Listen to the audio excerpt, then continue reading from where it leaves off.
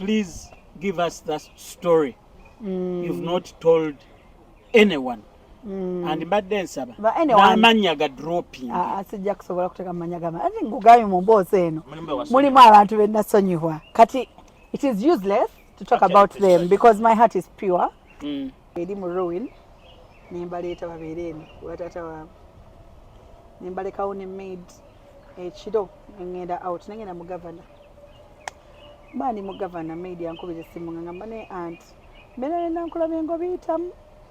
You're a very strong woman. Nekino kinsukiriddeko naye aleese omuwala mu buliri omuli abaana bange ne babaseetula ne babazza eno ku endi bwe bati ne beebaka wali. They had sex on the same bed with my children. Maid yamugamba agende yeebake mu ddiiri. Kati oba omuwala yamakinga sure nti maid awulira. Maid nankuya ku ssaawa 9 ogw'ekiro. Ali mu gavana naye nga nkankana be bati nga n'endongo sijagiwulira nga ndi mu kibuyaga. Kati ekyasinga okunnyiza we nakomawo ku makya saa 12 olwo nakuba navaayo eri saa 11 ngenda ekaleero egula ebintu biki.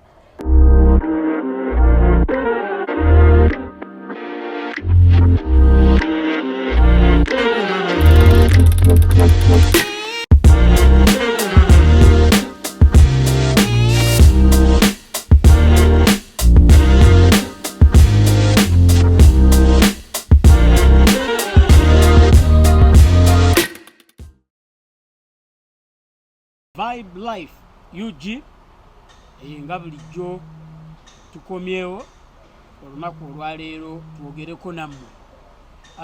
Bintu bingi ebigenda maaso mu nsi ate olwaleero tulina concert gye twagala okusooka okubategeezaako nga bagiyita The Three Giants Misa Kisemakula, King Saha, Haruna Mubiru. Venue The Motive, sente emitwalo 5. Olunaku z'omwezi 19 April mu mwaka guno. Abatulaba abantu bangi, abantu abamu bagamba Motive eri luddawa yeewa oluguudo baluyita Old Port Bell Road. Lwe luguudo oluva ku roundabout ya Africana oba roundabout eyitibwa ya Airtel okudda e Bugoloobi bw'oyita ku Meat Packers n'oyita wali omuzikiti n'oyita ku Second Street. Ku right hand side waliwo National Water, ku left hand side we wali Motive. Signage will be clear emitwalo 5. Buli kimu kijja kubakkirira. Enteekateeka nnungi kati gwe omuntu anyumirwa quality live entertainment keera bukeezi Misa Kisemakula, Haruna Mubiru ne King Saha bagenda kubanga bakusanyusa.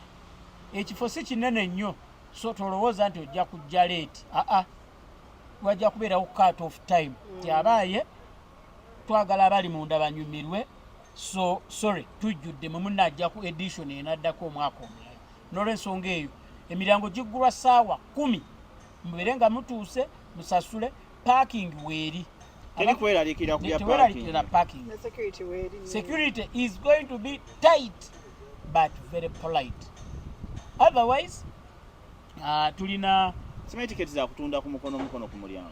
Nyewana tuzina. Mutunda pre. Ku namba ya simu 0704 76 14 72 oba 0702 666 889. 0702 666 889. Abatulaba bw'obanga gwe tiketi oyagala ogigule kati obe nayo. Waliwo otuuka oba tiketi zo waliwo otuuka oyingira buyingizi n'ogiflashinga n'oyingira nga toyagala tebyakudda mu kukwata mu nsawo. Enamba y'essimu nyangu nnyo 0702 6 6 6 8 8 9. Namba eyo gy'okubako ne bw'oweereza WhatsApp ofuna okuddibwamu ne bw'oweereza SMS ofuna okuddibwamu. Obeere nga ofuna deliveryinga ticket ezo kyemmanyi. Nalonga deliveryinga oyagala nze kennyini deliverying ensobola. Nzigireko ku ticket. Onaamalako? Bakitusaba. Tinjagala promoter yabajjanja kujja bannaye basewo ne bannyabo. Kasita tebiibe nga mboozi ze nawulira nga tuli mu lumbe lw'omwana wa Juliana. Nze ate ekyangobayo. Tuyimiridde tulina we twesigamye bwe tuti. ngenda okuwulira omuvubuka the mood was somber, you know, muntu afiiriddwa omwana we amaloboozi gali wansi ngenda okuwulira ekitalo tawana munene muzadde munnanga ali mu kiseera kizibu nnyo biki ngenda okuwulira omuvubuka ndi mabega agamba ati ensaawa Juliana ninkakwatako essaawiino ndikatenga kalina balongo ebyo mulumbe bibeeramu nenkyuka mpola bwe nti ngenda okutunula mabega omuvubuka nga asibye takisiini bwati nga kyayogera akigira ddala ku ggumba naye ngamba owaayi wano nnyinza okubanga either ntize ndiri mu kifo ekikyamu oba omuvubuka ono era nze nasiibula busiibuzi so ekyabalongo kyo tekijja bbeerawo naye delivery ejja bbaawo bakyo kyaliwo dda abalongo lwedde tubayina kati delivery gye tuliko kale gwe promota agenda okusooka okudelivaringa tiketi Nalongo ayiriba tiketi zo zonna byabaamu ayiriba abaaba delivery mayinja nazitwalanga personally gwe kozi wakola ne haji kwekyo ekivulu nga gwoyiribaawo nawali bosi akyasinze obulungi mu nsi yonna baana babo wawana keti anti noyo mwogezi wa keti obadde omumanyi naye ng'alina empisa ye mwogezi wa beyond Keti and beyond ye mwogezi waayo is the best boss yeebale nnyo haji tu naye nga tannatuwayidde fe abakozi ba keti gwe omumanyi ekyo kife tetwafunye edi bubaka bwaffe tebwatuuse naye nawe tuleke fe tulina byetukola wama akukodinga kwawedde Vibe Life UG tuli ne Nalongo Lewis erinnya Nalongo kyotambuza kyantandika kumanya mpulira bakuyita Nalongo tolina Nalongo Lewis lyeryo era wenkubuulira eddala wonnoonya tonfuna naye ogaa nti Nalongo Lewis wayimirira Kampala Road nogaa nti Nalongo Lewis oliwemu akuleeta wentudde otambuza ekitiibwa ky'abannalongo buli wamu eno mu gavuna eno gwe Nalongo ndooza akyasinza okukyakala awadigidirwa bannalongo tubaawo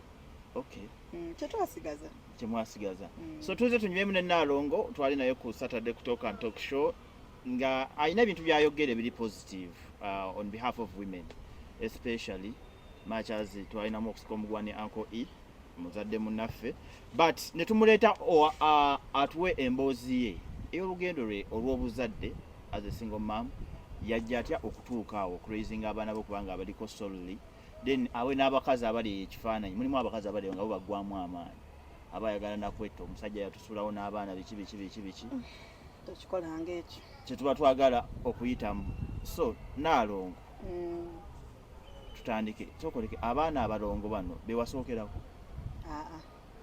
abalongo be bakututumula tutandikire gye kitookera oli mu vibe z'omwami azze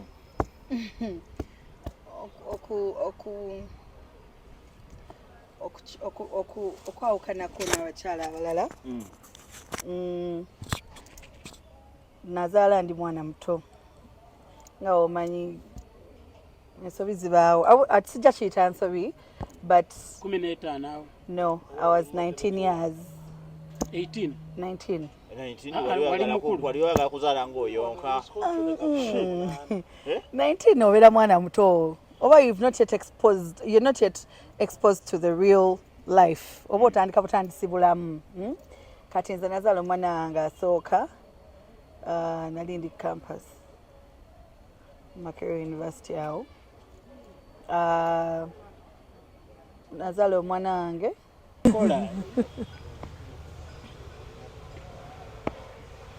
anti terera nawe editoterera eno n'intavi tunagikola negenda maaso Nalongo wamu obadde otugamba 19 omuntu aba muto nali muto maaso ga muzadde wange nali muto nange kenyini nali muto oli Makerere osoma awo nakatandika bulamu nga omanyi waggulu omumanyi wabaawo omumanyi najja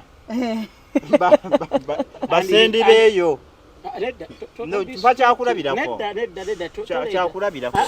nedda baati tokikola kale so he came and swept you off your feet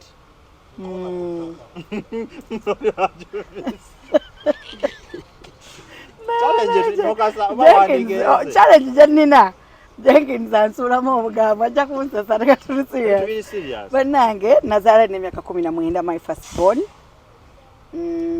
Kama nansaasira nenzaala bulungi. Munange baali bamuyita olwo omusajja kwanje muvinze in. Ate waliwo bya moving. I was in hostel. Nga omanyi boyfriend girlfriend. Angangendayo naye tuve mitwali bato. We're both young. Yali ansingako ku myaka.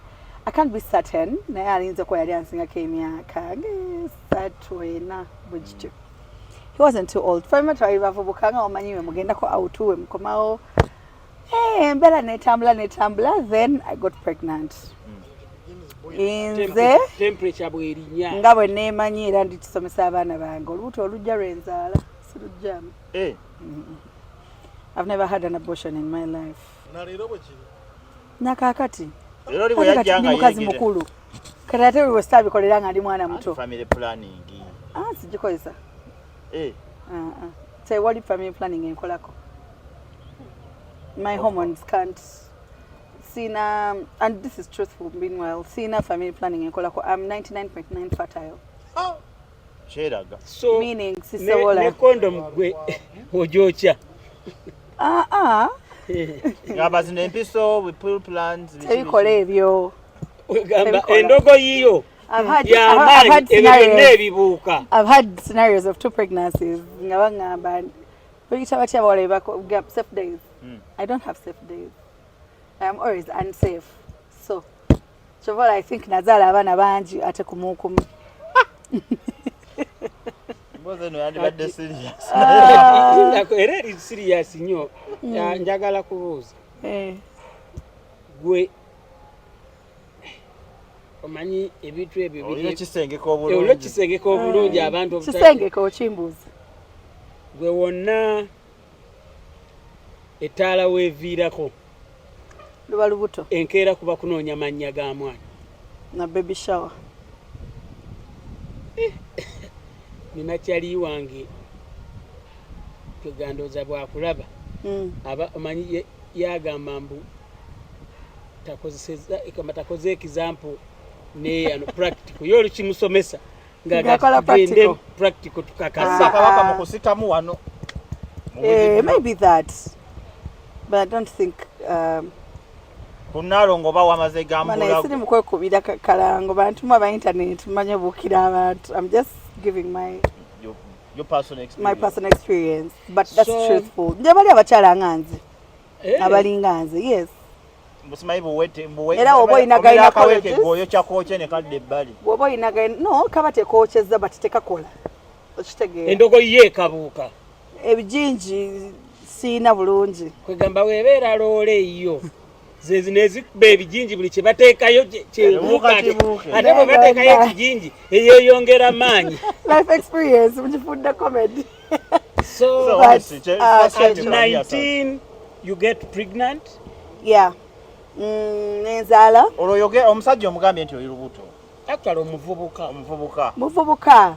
Kati nasoka nembeera olubuto.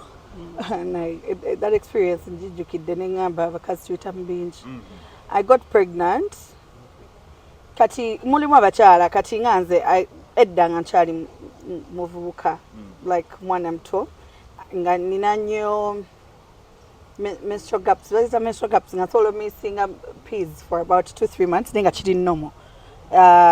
Kubanga mama wange yantwalako mu ddwaliro ngenda kukozesa namugamba no cycle y'abantu abamu bweto bweri. You can miss nenga toli pregnant because the first time I was innocently worried because nali nze narawo kutandika ebintu ebyokwegatta. Wagatandika ng'oli 19? Natandika ndozanga ninganga mu form 6 back 18. Nali muya nnyo nga ndi jumping naye ebintu ebyo byokujja ewaka come home and see me. Tukuba kulwa Nalongo. Naye abaana ennaku zino ng'abaana bali ba professional. Batuuka university n'amala n'abeerawo myaka gye ebiri n'afuna munne. That's very good. It's very good to niyo babalira ku ngalo. Naye nga gye bali. Naye nga kirungi nnyo okuba omugumiikiriza. Akyawangadde yagisuulira kwaga. Kwana. Ate oyo mugumu. Well, nafuna olubuto. kati narao tegera nti ndi lubuto since ngawe kwenti nali ndwawo sometimes to get my periods kati mukwano gwange ngangamba naye webaka nnyo because nze wembere lubuto I never sirala siwunyiriza siyo you know those things that I don't get swollen naye mba n'otulo nyiza okwebakiranga wiiki nga ziva mu buliri so kati mukwano gwange nangamba oyo ino obulwadde bwe wafunye nga tomanyi so we go to hospital ino silinga omanyi tuli bavubuka tugenda mu ddwaliro nagenda awo aiwandege abayitawo ata Abi clinic ngenda nga bangamba nga bazijako CBC bikinga omanyi ebyo mu ddwaliro nga sirina buzibu nga but let's do a urine check n'omusayi gwetuddemu tukukebere tulabe bagenda okukebera nga ndi lubuto myezi egi ena nga nsooka ntuula wansi nga amaziga gampitamu cause me and my mom were very close nga tuli ba mikwano nnyo nga mbeera munyumiza buli kimu naye wenafuna boyfriend nga omanyi nga obadde ogamba nnyo maama wo n'abasajja abakwana nokakitira kimanyira nalekerawo munyumiza awo ngudde mulaavu kati nfuna olubuto nga ngenda nga nzirayo hostel ngenda mukalo nga mita Kathy tusooka tubiteesaamu awo nga engeri gye ngenda okwogera munange nga mpita boyfriend nga mugamba we need to talk olwo yaba akitegedde yali tanakitegeera nno nga ngendayo we nga munnyonjera nga mugamba you know what I think I'm pregnant might write today but very close nga mukutte nako we bati mugamba I think I'm pregnant abanga gonna nzijako omukono neyekanga nangamba what did you say nemugamba nti lubuto I'm 4 months pregnant abasajja mulina akabuuzo kamubuuza abakazi paka kati kanyiiza it is so irritating to me obuuza otya mukazi so what are you going to do what do you mean by what are you going to do mufokyogamba nti what are we going to do because this child nedde onobona mukola abantu babiri osegeera kati olaba ne bano ba twins ababeera nga begatta era omwe asobola okubuuza munedi what are you going to do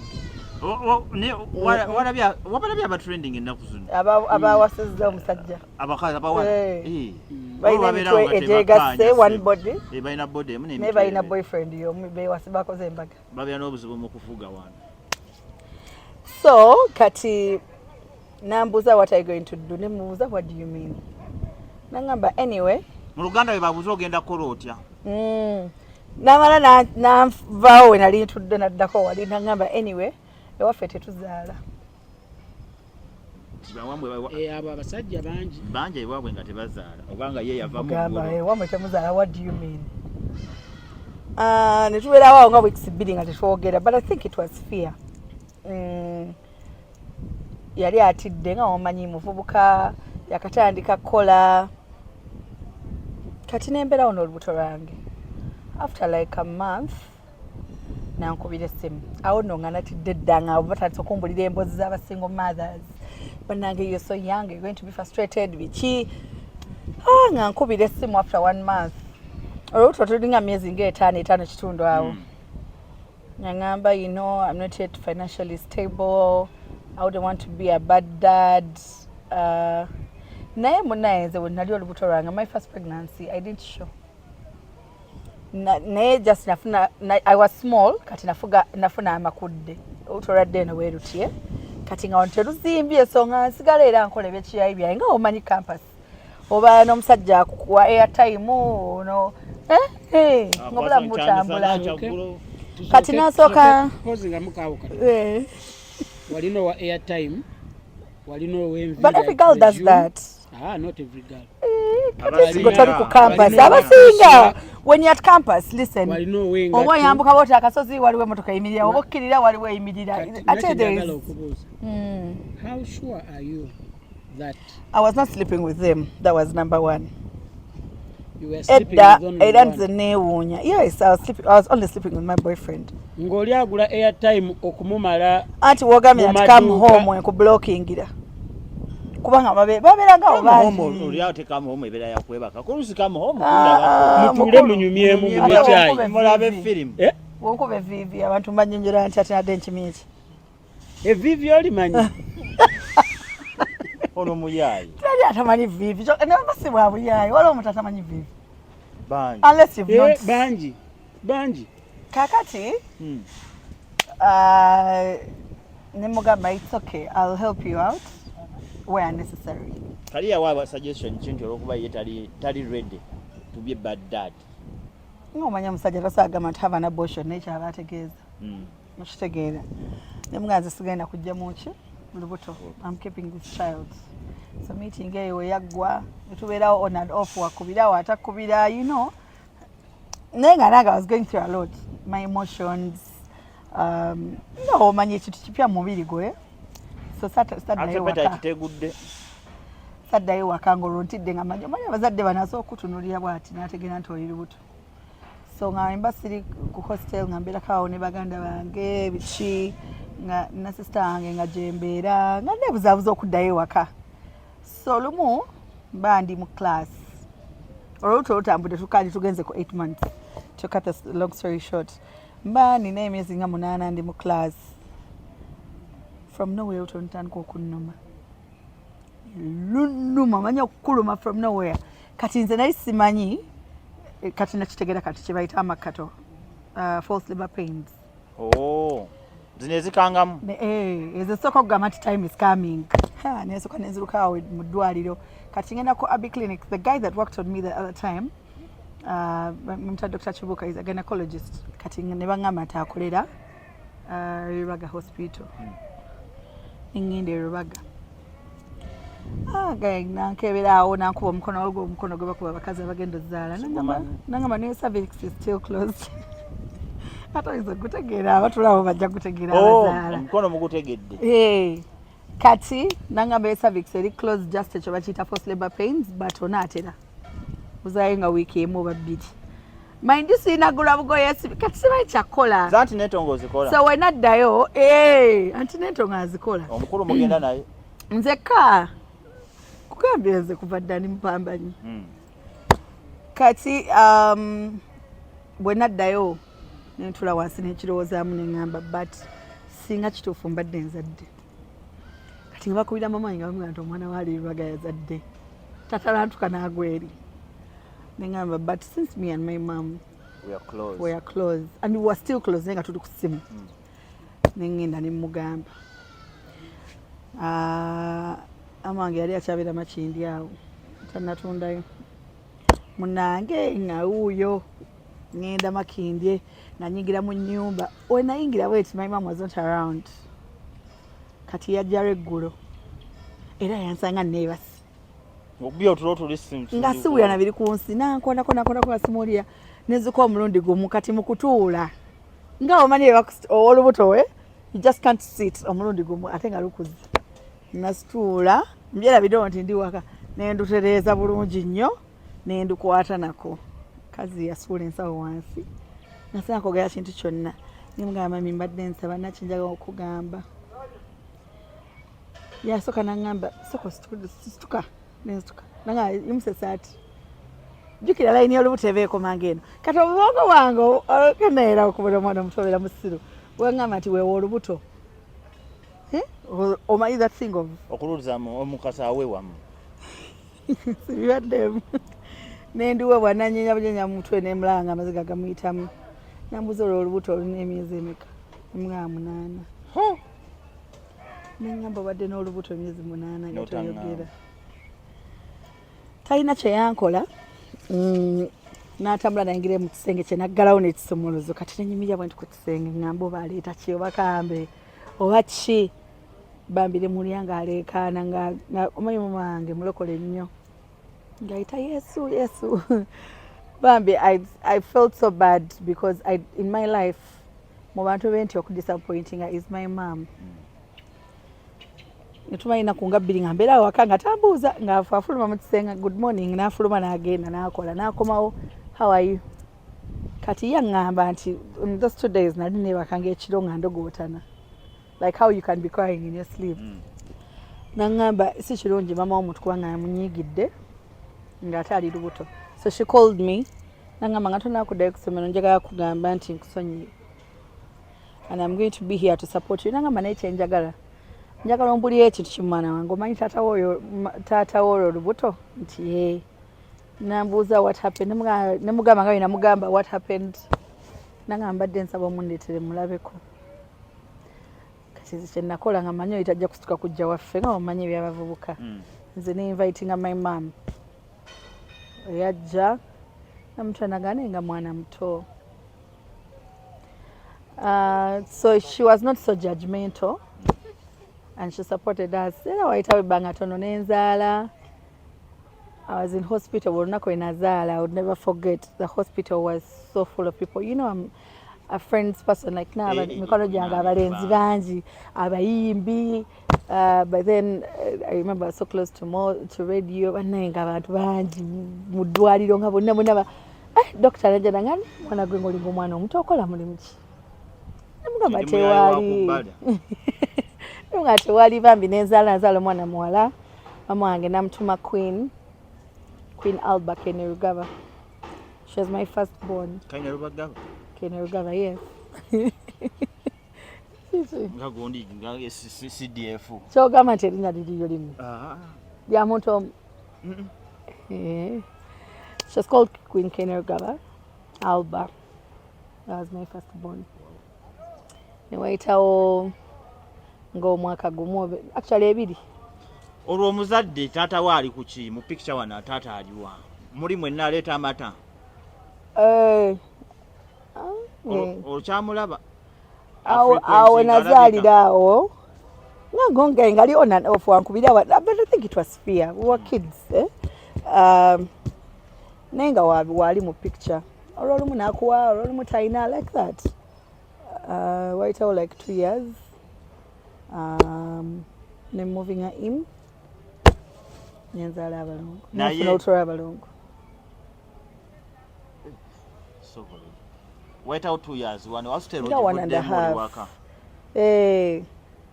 nga 1.5 awo nogamba tekijja kumala edda nali waka relationship ne becoming a stronger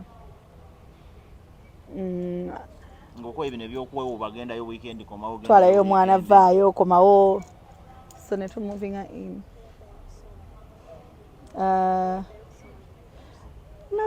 nasoma nemala ng'omaze okuzaala kati nazaala kati kikwewunyisa nazaala nga leero ne wayitawo 3 months ne tuddamu nazaala tuli mu recess nga mukama yali anjagala nenzirayo kati ng'omwana wange mama wange yamulabirira so era we wasanganga omwana wange ne mama wange nazaala omwana nga mweru nnyo ngaafaananga my mom is too light skinned kale akuze but then she was so light skinned and you were too black simanyi ntaata wange yali muddugavu. My dad was very handsome but very dark skinned. In fact yayinza okuba yali akusingako oba black eyo yali muddugavu abansinga ate nga muwanvu nnyo bwati yali giant kati nedda teyali munene. He was small but very tall. Kati giant taba mutono kale yali muwanvu. He was just a tall man. Mukasa don't attack me in my interview. Kale natubeerawo my mom kati nga mama wange mulekedde omwana of course nalina osoma. My mom did everything for that child. Mata, pampa, biki wankubira namugamba sirina ssente ng'olwajja bifuutinga abiteekewo. She was, by the way, abazadde mwenna abaliko eno interview. Omwana wo wajjanga n'akugamba nti ali lubuto. Tojayo jambia. Kikyamu nnyo ng'okumusindiikiriza. So many things come with pregnancies, so many difficulties. Omwana muwulirize. Ensobi zibaawo naye wakola ensobi ng'okula. Nze kye neebaza mama wange nti teyansindiikiriza. Wabula she taught me how to be a good mom. N'oba tolina buli kimu mu nsi eno, but at least beerawo in your child's life. Naye omwana ono omusindiikiriza n'agenda ku street. tomanyi oba bagenda mukwatirayo, tomanyi oba olubuto lulidde, azadde akaana kali malnourished, okitegeera. So nze mbadde nsaba abazadde muwulize abaana bammwe kiruma. It is so heartbreaking to omwana aba azadde nga muto, but listen to them, find out their reasons, because we're not tufunayo embuto for different reasons. Yeah. Nze mbadde nsaba abazadde babeere n'ekisa eri abaana baabwe. Kati wayiseewo omwaka gumu n'ekitundu n'ogamba kanve waka n'oddayo wa boyfriend n'omuvinga in. Nedda yajja n'ansaba ewaffe. Nga byakukyala? Si kukyala mukolo. Yasaba busabi. But bali bamanyi wagenda seewaggula wabula nti yasooka kwetuba. Wali yayita antutte. Ono yali yeegabyeyo. Kale wano yajja n'asaba permission. Kati yajja officially n'aba wavunaanyizibwa. N'agamba maama nti nayeetonda. Tokuba nnyo mmeeza. Sorry. Nayeetonda. Sound very distorting. Okay. Nayeetonda. Kati ngenda neetandika okubeera naye.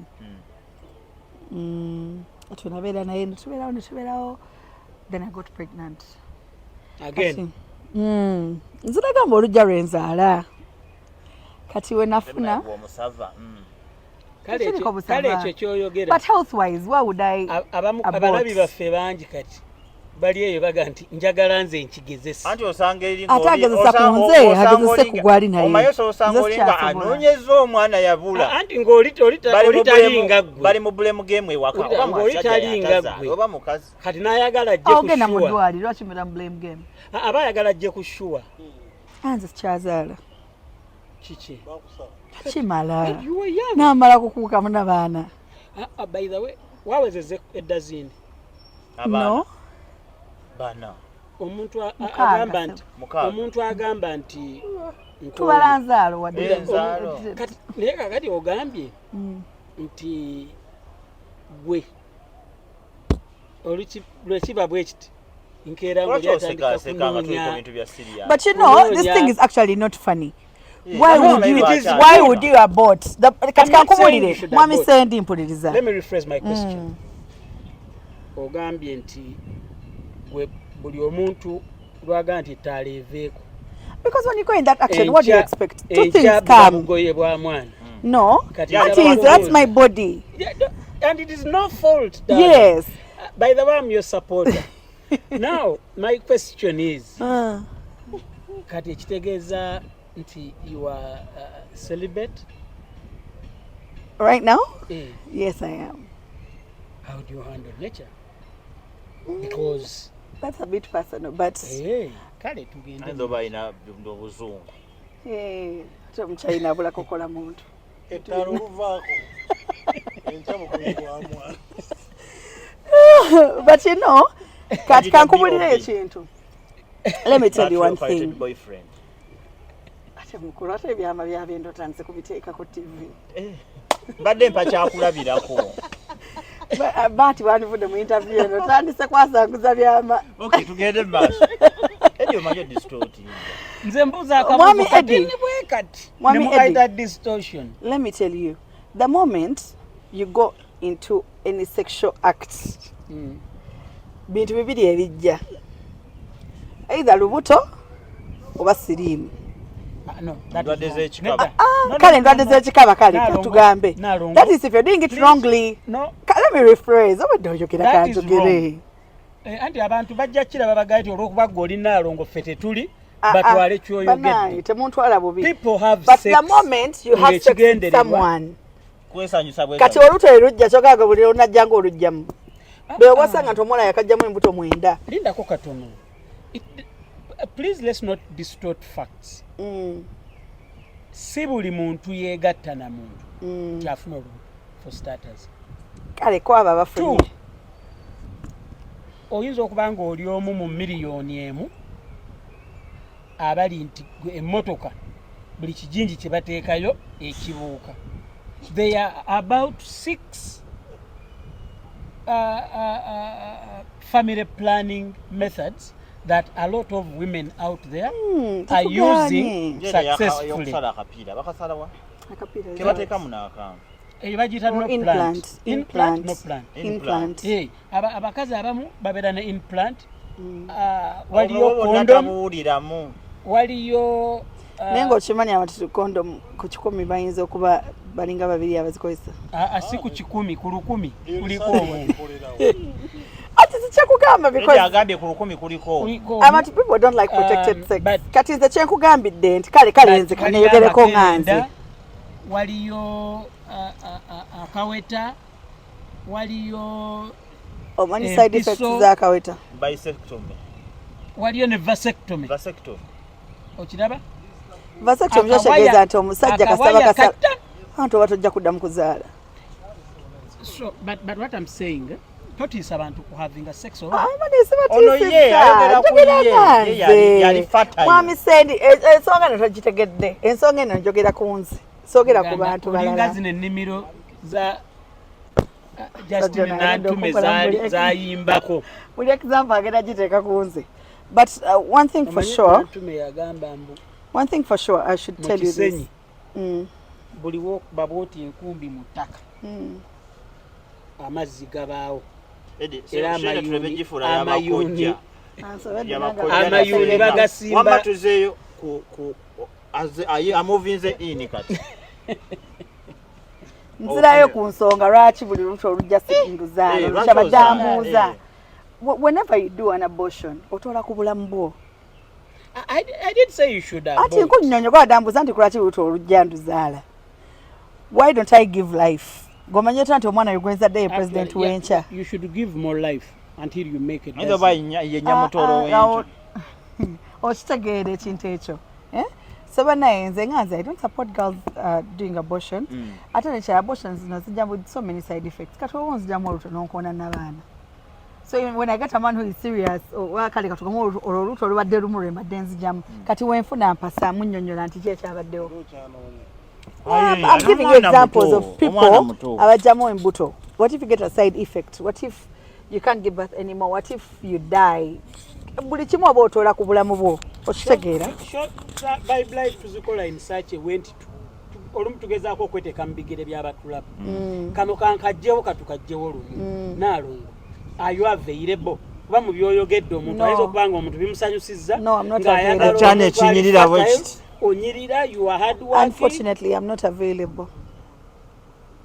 Whatever the circumstances. Mukulu sidi available. Ate bwe tunakulaba lumunga osesema. Kijja kiba kibaddewo. Nekyo kijja kusoboka. Tekijja kusoboka. Wayiseewo emyaka kati ng'etaano singa nasesema dda. Mukaaga actually. So 1% eri myaka etaano yebadde tewaliwo percentage yonna. Anti watugambye you are 99%. Yeah, but it doesn't mean tinenda. Ate nekirala I don't like nekirala I don't era nebaza mukama I don't like having children from different men. Si kibi. Nje sikyagala. Baba 10 strength through diversity. Ate by the way I don't believe in that. Omanye ekirungi ekikirimu. Ate muri basajja. Ekirungi ekikirimu. Buli wamu obeera otaddewo. Nti ki? Kata onfunemu ki? I don't want to sound tribalistic but kanchikuwe bwenti. Omuganda wali ku baganda oyita ku mukyoli abakyoli n'oyita ku mukiga kabalo oyita abaana abawala wali ekatuno salamoja wali oyita buyisi ofunemu ki? Do you know how you're affecting your children with all that drama? There is no Kati obanjono fees, obanjoli fees, bali bayombe bano beteme bano. Because listen, buli mwana gozala, buli tribe gyozala mutima gwayo. Don't confuse people, please. Banaye, abakyala bali abanda batokola nsobi. Weyambe omusajja n'oba uli nga akutamye zaala mwoyo okimale. Please don't confuse your children. Please don't confuse your children. Guno omusaayo jasanga musezi guli mutemu guno mubbi guli mugezi. Don't mix. Aliwafuna ogumunga gubbi. Olaba obuzibu bwofuna ogumunga mubbi. Lolyo kozala abanga. Munana babbi. Eyo point mbadde njijjako mu maaso. Learn to pray for your children. Buli kuzuukuka buli kwebaka buli ssaawa eyitawo pray for your children. Bannange oba yagala beera muzadde mulungi essala terimba abaana osobola bazaala ng'obazadde nga gw'olaba nti abaana Katonda takola nsobi you guys guno mubiri tuguzaala tuzaala mubiri but pray for your children tukyotegeeza abeera wabweru w'enjuuyo n'akuba akabonero n'agati mukama nyamba anti naye asaba guno omulimu gugguke n'atandika okuba oluggi wabula asooka kusaba mukama gw'asaba ate n'ali mu nju agamba mukama nyamba ababbi baleme kuntuukako kakati mu kifo ky'okuconfusinga Katonda nze nkugamba ate wali Katonda tabeera confused. Do you know the English saying which says you should not keep your eggs in one basket? Kale muzaale nga mwe mama naye ebintu bya Katonda Guy agenda okuba penalty y'omupiira bagimuwadde aba agenda okuba bwata kipa akuba akabone namugamba tokigeza wano wakati wange naawe kugoola tewali Katonda kwata mupiira gwoba gukwata oba guwanda yagamba nze Katonda yansindika kuba penalty ate kati gwe ate omusabe mbw ate mukube ebbali well mama Nalongo ozeeyo mu bufumbo oyingidde kati eddia did you manage so you didn't wali okusoma n'okuba mupuuzi yamala n'asoma okay kakati omuvinze in officially yes otandise okuba ettooke nali tunaba kutandika kati eno version ya marriage I think that is the worst mistake I did in my life iyo okubeera ne taata w'abaana ng'omwana azokukaala baddadi kuraki abantu emamu dating a boyfriend girlfriend mubeera very okay you've come to see your boyfriend you leave Weekend, go come back yes the moment you move in I don't know what happens but ebintu byonna bitandika okukyuka for the worst not for the good okay to me I don't know about other people's experiences but I my think experience was good ngambye to me to her wamisendi tokigiragira tukimanyi oli mufumbo for a long time nawe tujja kuyita onyumye bulungi obuli mu bufumbo oyo yali operations manager ku mbaga guno naguli kakati nze neyogerako nganze it was the worst mistake I did so mwami oyo muleke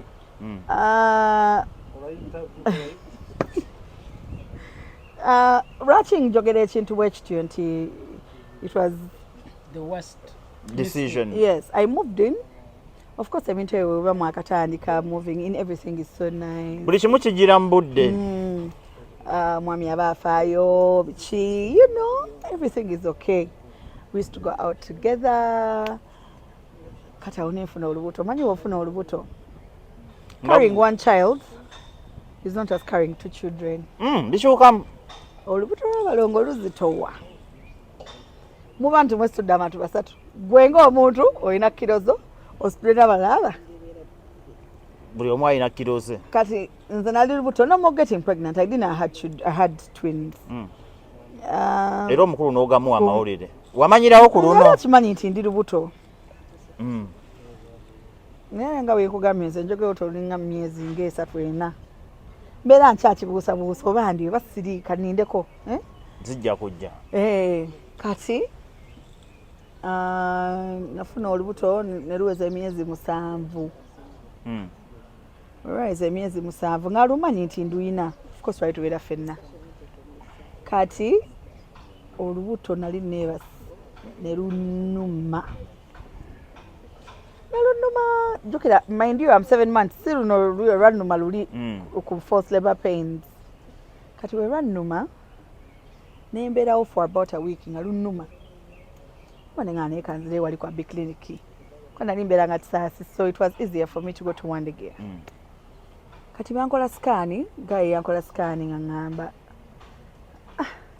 naye manyi kansoka ndabe kakyenda kitegera nakyusa ka TV bwati nagamba is this extra water what is this agenda okukebera bwati bulungi nnyo nga mwana wa kubiri mayindi nalina emyaka nga 21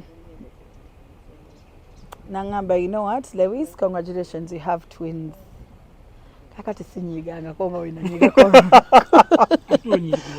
I was omani ffe twakulanga ku kyalo nga bannalongo bakazi bakulu gende wa Nalongo leta amanda gende wa Nalongo ogule kino gende like they were bakyala bakulu ku kyalo kati fe obwongo bwaffe tebwakituwa nti either naye yazaala abalongo abo nga muto but fe twabalanga abakazi bakulu kati namubuuza naye gwe musajja gwe obuuza omusawo namugane gwe musajja gwe oli musiru nagamba ate enkoze eki nagamba nemubuuza gwoleko Nalongo alina emyaka gyange namuga akebera bulungi naga akankyuse ka TV nkongererako liquid tulabe bulungi ate omanyi technology by then yali atandise very advanced nga osobola olaba omwana like bamukulaga nti buuyo ne bakulaga nti no kugulu lino liiso ne bakuterako n'owulira heartbeat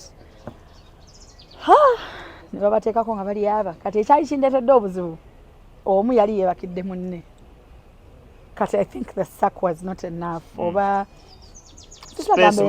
naye ndoza bali beekyusiza ne beekyusa bubi anagamba kati terera kuba omukono mbatereeza omukono ogumanyi Edi omukono guyamba nnyo abakyala naye teguluma kale ng'ogenda mu labor pains neguli gwe basooka okukuba gwali okke tegwakuluma naye wano oba ogenda zaala guluma kuba oba otandise contractions baba balina okusuna cervix abamu cervix ezeggulawo zokka bagisuna nekola rapture ne rapture inga neyeggula katawo emundu neseka yanko omukulu n'abatereeza bulungi nnyo nenge gibanyanyanya munda eyo ne beetereeza era oba owuli olutonga lukola gutugutugutu nevaayo kale lwaki tebakwata bukwasi ne bakola sipoling manyi sipoling Edi tuli ku bintu bya ddwaliro naye lweta sipolingi siyono gwe bajja ne bakuta muri ddwaliro atayo mugamba oyo nno waliwo omwami mukulu bamukwata sipoling yali yazanyira mu maaso ga mu convoy ya sekandi ekyotere abasajja security ya sekandi baali bakambwe bwe bamusika mu mmotoka ne bamukwata omweri omweno nasemba okulaba nga bamuwuba olwo paka wa anti sipolingi bakuta anti ne bamukanyuga kabangali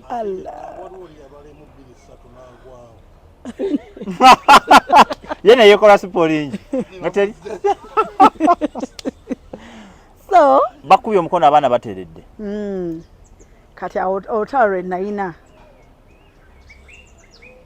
lwali lwagenda kugamba nnyiniro nti tugenda zaala abaana bameka babiri jjukira oli kwasooka olwo tetwalinawo olwangozi nyoli wano tonnamugaba balongo naye nga situation eryokke era bwetyo kati wenafuna olubuto yaŋŋamba tetunabakola ssente biki nga bwomanyi twali bavubuka gani kati nga kize ate nze nga kimanyi nkola ki nzaala whether I like it or not ekyo wali olwedde okitegedde nti you are 99.9 ekyo nkitegeera wakati awo mu baana balaba enzaala ekyo nali sikimanyi era tokiremerako nnyo ekyo nakitegeera ngenda kunyumiza I'm going to tell you when I got to know okay kati wenagenda neŋŋendayo gye yali akolera wamuyamba ku mulimu tebamulinda kudda wata yali weekend nga alina okudigidamu kati zane sikyadigida oli muzito nakirala essanyu lya weekend eri oli terumu okamuteme well why not wait at home lwaki omuntu omulumba gyali at home on a Sunday ng'ali relaxed fully fed kweganga mukufu manyi omuntu omukufu tasobola kucyankala n'amaanyi no yaŋŋamba go to hospital he sent me money to go to the hospital naŋŋamba go to hospital you'll tell me the results but such results you can't tell someone on phone oba inagenda kati nagendayo nentuukayo nemugamba can we talk netudde ebbali nga Kongs baby nemugamba hi how was your day naye omuntu gwe nagenda naye nemugamba I came to tell you these are the results I'm pregnant hey that I know no he knew I was pregnant nemugamba but I'm pregnant but I have twins we have twins yasooka n'atuula wansi because it is together we do it together it's you who has because it's you carrying them not me all right I said we have I can't take that back n'atuula wansi n'akwata ku mutwe oh my god what did you say nemugamba we have twins kati awala emikono gye gyamuwuliranga mugamba ekigambo ne bakimugambirawo Nalongo. Nemberawo so. Can you recall if he went out that day? Yes, he did. Yali alina okugenda. He did. Yali anywa? He did, yes. Naye sinyongako mwenge. But I'm sure Koro yanywa kataagu maleyo. Ati yadda mangu. I told him around 9-10ish. Nenvaawo nengenda nzirayo waka. Bwe naddayo waka ebukota awo wabeerangawo ebbaala nga baliyita opposite Oryx. I've forgotten how it was called. Nga libeera nnyo n'abantu bangi. So diners, yes. So mukwano gwange namutwala ngamba zangu tubeera abantu tunywe mu cocktails biki, what are you doing at home? Nga mweza message nga mugamba, hi, I've gone to diners to chill with my friend. Nangamba kali nangamba naye ageze out. Navaawo awo ku diners around midnight. Nzirayo waka. Katona day waka omanyi omuntu wanywamu ayogera amazima. We yakomawo n'atula mu ntebe n'asituka n'asirika. Nembuuza what's going on nga tugenda kuwebaka. Nali ndaba na movie. By then nga kuliko movie bagiyita Blacklist. Ndowooza ojjukira nti buli kimu nkijjukira kati okitegedde. Abakazi beera nali ndaba Blacklist. Kati nembuuza why aren't you going to bed? Nangamba oyo ossa obulamu bwange bwonna kye yaŋŋamba. And my mom said omuntu atamidde aba ayogera amazima ayogera kimuli ku mutima.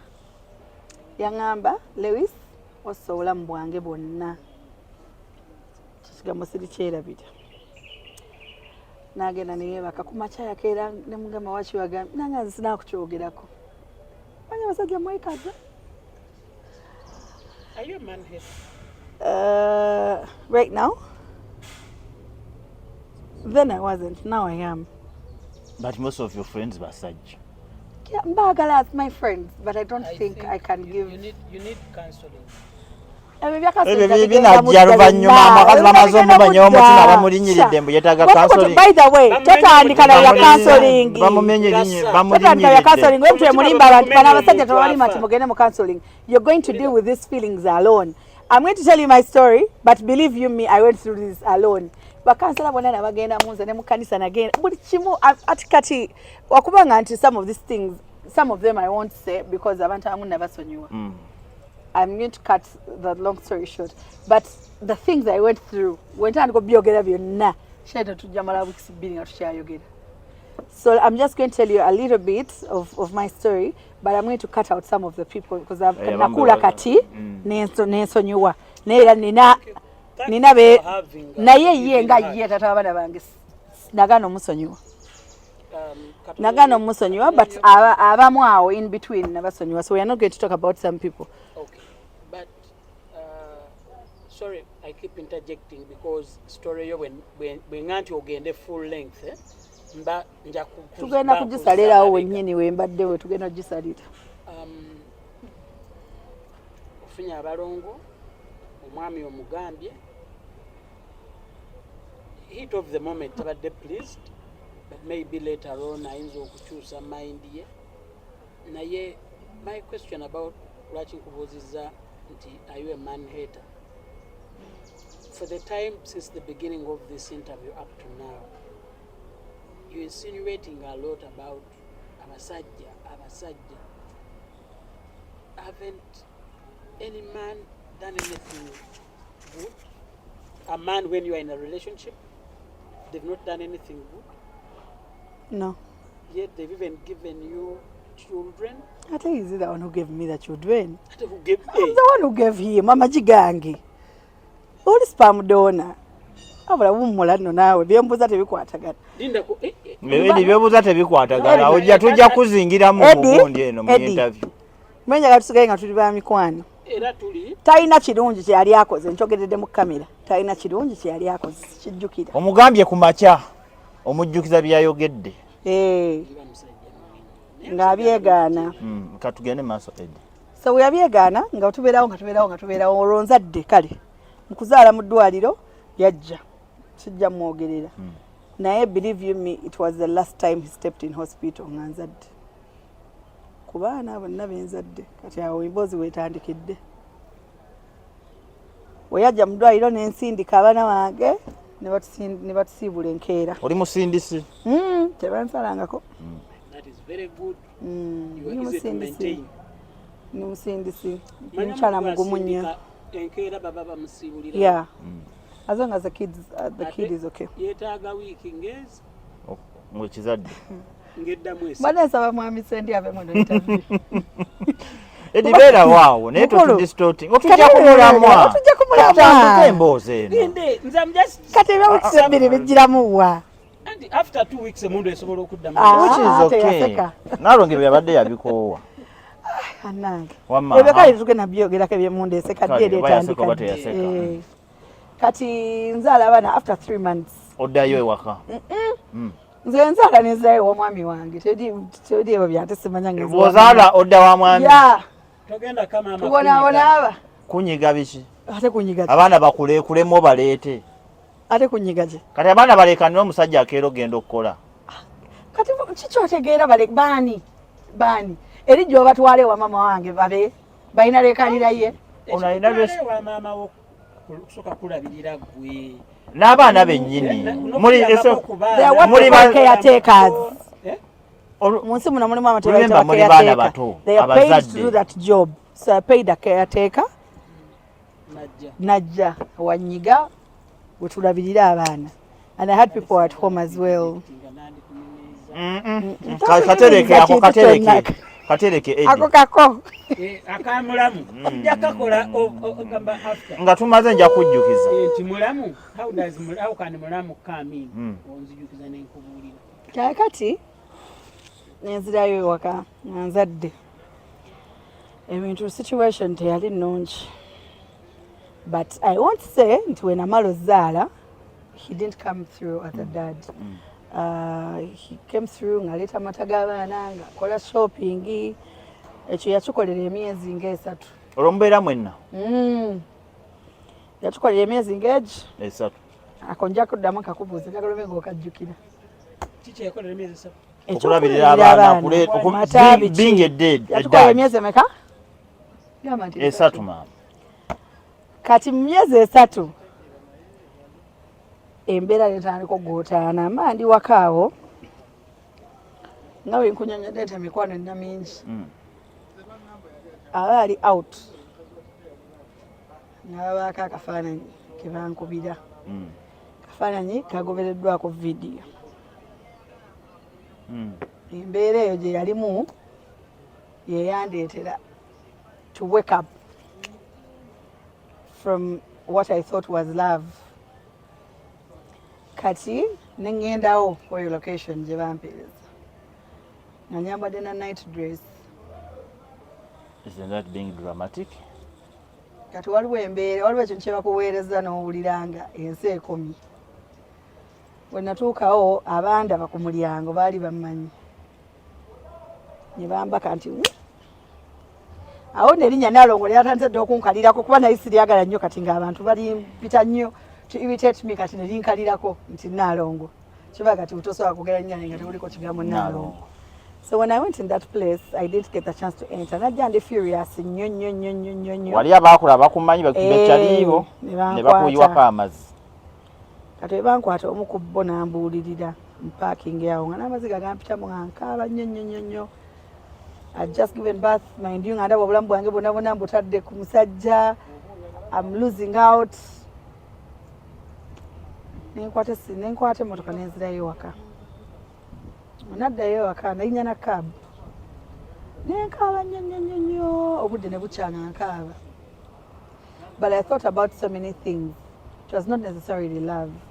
But I thought about how my life would have been if I didn't decide to move in. When nakaba nakomawo ku makya that's how it is. Olunaku lwali nalwasa nti mandi ku TV nayingirawo omuload saamunyega kintu kyonna mukwano gwange yaŋŋamba before you say utter out anything investigate have grounds. Wotandika conversation I know this is going on but I have evidence you're doing this and you're doing that. So aba yebase mugamba twagala sente za kameeza yali sande nangamba get money from my phone ngajja mu password yalina blackberry eneyaddanga waggulu bati okitegedde nga mapeesa egaleka wano wansi nga screen eri waggulu kebera nakebera omaze okugyako sente nodda ku birala sente naye sinazijjako nankubidde wa boda ajje mutume mu katale zijjeko ne sente mano I remember that mpeyanga n'omutima gwange gumenyeka emirundi ebiri wenakebera mu ssimu nga wola esimu ya mwami sendi eno ensoma ati omuntu gwe nasooka okutuukirako yasinga omenya omutima gwange naye for clarification omuntu oyo namusonyiwa kati saagala tubyogereko nnyo yali muwala nendaba erinnya lyali amutaddeko nendaba messages zebaali beweereza to clarify yali mukwano gwange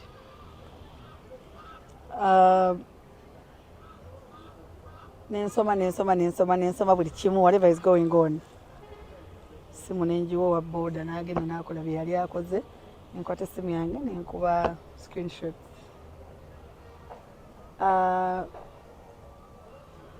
kati nga womanyi ng'omuntu omaze okufuna all this information bwe yazuukuka namutuuza namugamba can you sit over there amanyi nze ndi mukambwe abantu the people that know me with a different picture I'm a very jolly girl I'm so loving so welcoming naye ate ndi mukambwe kati ate yali akimanyi nti ndi mukambwe kati weyazuukuka when I decide to switch off my smile nenyiiga I mean it ziba zivuddeko kati weyavaayo namuga atuula wali samuga namuga nti we need to talk namuga atuula like commanding tongue atuula wali yatuula ate nali mukazi mutiniza bino mbigeze this point has come in lockdown I was small tojukira but you can share some photos nakoze ne challenge kweli awo ku TikTok jajjiraba nga ndi butini establish kati wenamugamba tuula nemulaga essimu yange nemugamba what is this naye abasajja kyemamanyiiko mufubutuka maziga babe I can explain it is not the way you feel it is not the way you think I can do this nemugamba tongamba you can explain nangamba I'm sorry I don't have words but it is true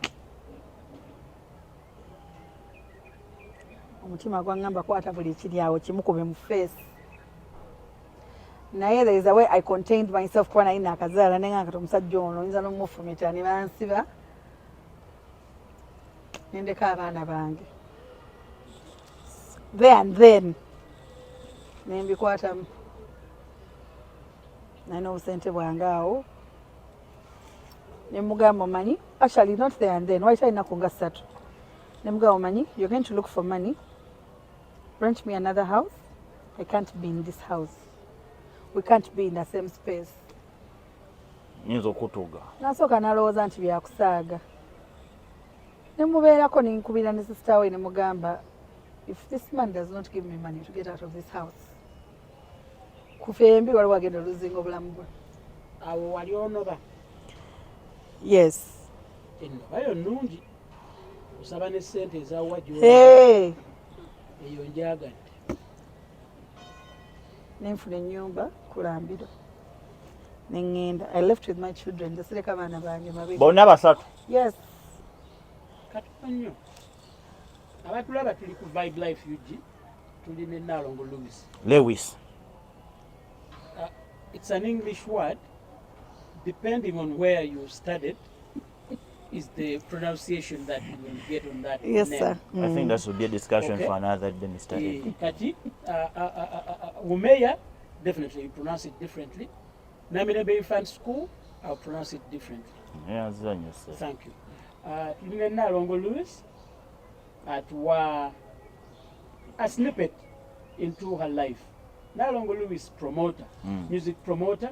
Era alina concert ja promotinga nga 19 April.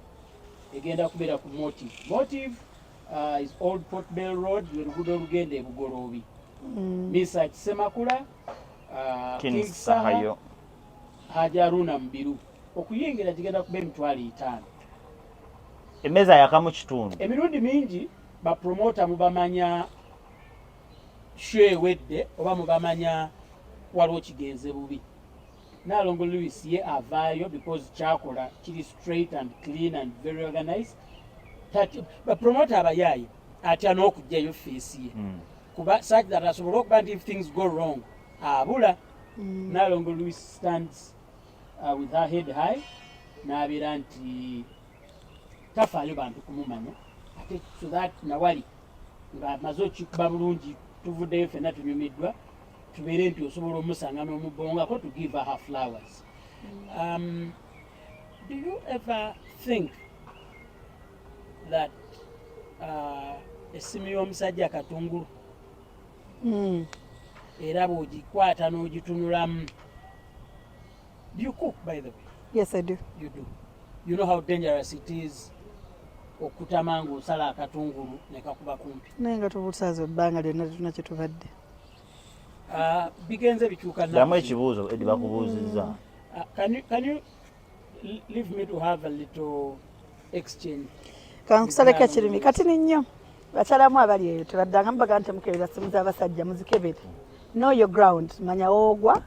Tojja kubeerawo nga weesibye ku musajja emyaka 15. Omusajja alina relationship ze nga 2-3 zitambula. Oli awo mu nnyumba oziŋŋomye okaddiye.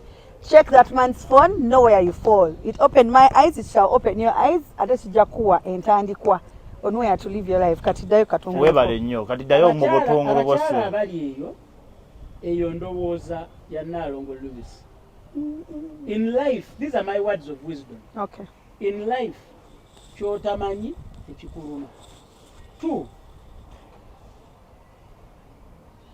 teri kirungi kiri mu pain. Muntegere bulungi. Teri kirungi kiri mu pain. Okubikula essimu y'omusajja n'olaba ebirimu pain gy'ofuna. You can imagine from her own words. Pain gye yafuna na buli kati omuntu eyagimutuusaako tamusonyiwa. Ekyo kikulaga ye talina abantu abalala be yasonyiwa because bo pain gye bamutuusaako yali kika kirala. Ba third parties. No bantuuzaako pain, but at least for them they were apologetic. What am I saying here? Pain gye yawulira na guno gujwa yekyamisa bwe. My advice, it's your life. So my advice, you either take it or leave it. You have the right to follow what I'm saying or to follow what Nalongo Lewis is saying. But you need to know where you fall in life. Mulamu bw'omuntu omanyanga woogwa. Actions will help you know where you fall. Ate era ogenda okukebera actions ze ziba zikuleetedde okukebera. You mean you can just wake up in the morning and but check wali someone's phone? kyabanoonyaawo is to be sure. Yes. Omuntu atandika okukyusa embeera ze. You have Because to know the someone cause. can treat you right, provide for you, do everything right, and you check their phone. The time you check their phone, something is wrong. Abakyala abali eyo, advice gye nkuwa, never touch a man's phone. And nakino nkigattako namwe abasajja tokeberanga simu ya mukyala wo. My last word on that phone issue, bw'obanga omuntu omwagala tokwatanga mu simu ye, naye bw'obanga oyagala omuntu mwawukane, just go for the phone. Nakati Anybody bw'oba oyagala mwawukane, go for his or her phone. Let's carry on with your story. You want to separate with the man, you're asking for money. Don't say I'm asking for money. To pay for your rent. I'm quoting your It words. was his right to do so. Don't say asking for money. Because I could afford to do that. No, you were asking bayagala for omusajja money. taking his See, that's responsibility. for help. I could afford, but I wanted Eddie, to are you a misogynist? continuing. Are you a misogynist? What was that? A man who hates women. No. I love women. I love my... No, there is loving women as objects. No. I love and respect women and I hold them in high esteem, and whenever given a chance, I vouch for women empowerment. I've gone out of the way to help women grow. Sagala wano omanyi nze nina attachment nene n'Obuyisiraamu ate mbwagala nnyo. Mu Buyisiraamu batugamba nti omukono ogwa ddyo bwe gugaba ogwa kkono tegulina kumanya. Okiraba? Kati omukono gwange ogwa ddyo gugabidde abakyala bangi nnyo ebintu bingi. Okay? Gukoledde abantu abakyala bangi ebintu bingi okukulaakulanya okubeera obulungi. Okay? N'okubayambako okusetulinga mu maka gaabwe naye n'ogwa kkono tegukola kitegumanya. So sijja kuvaayo kugamba gundi namyamba mukyala no. Sebo tondaba wano nondabamu nga woman hater. Okay, amanalo tugende mu maaso. Kale. Kati njagala osazeemu kiri ekigambo ky'ogambye nti I was asking for money. What is that action you are doing? It is his right. Responsibility. Wemba ngena n'abaana be ayina responsibility Wafunira shelter. Abaana be bagenda shelter. Anti nze I'm from the school of thought pushing for marriage for bantu kubeera babiri unless nga kigaanye. Okay, kati nedda kati mbozi kegende maaso.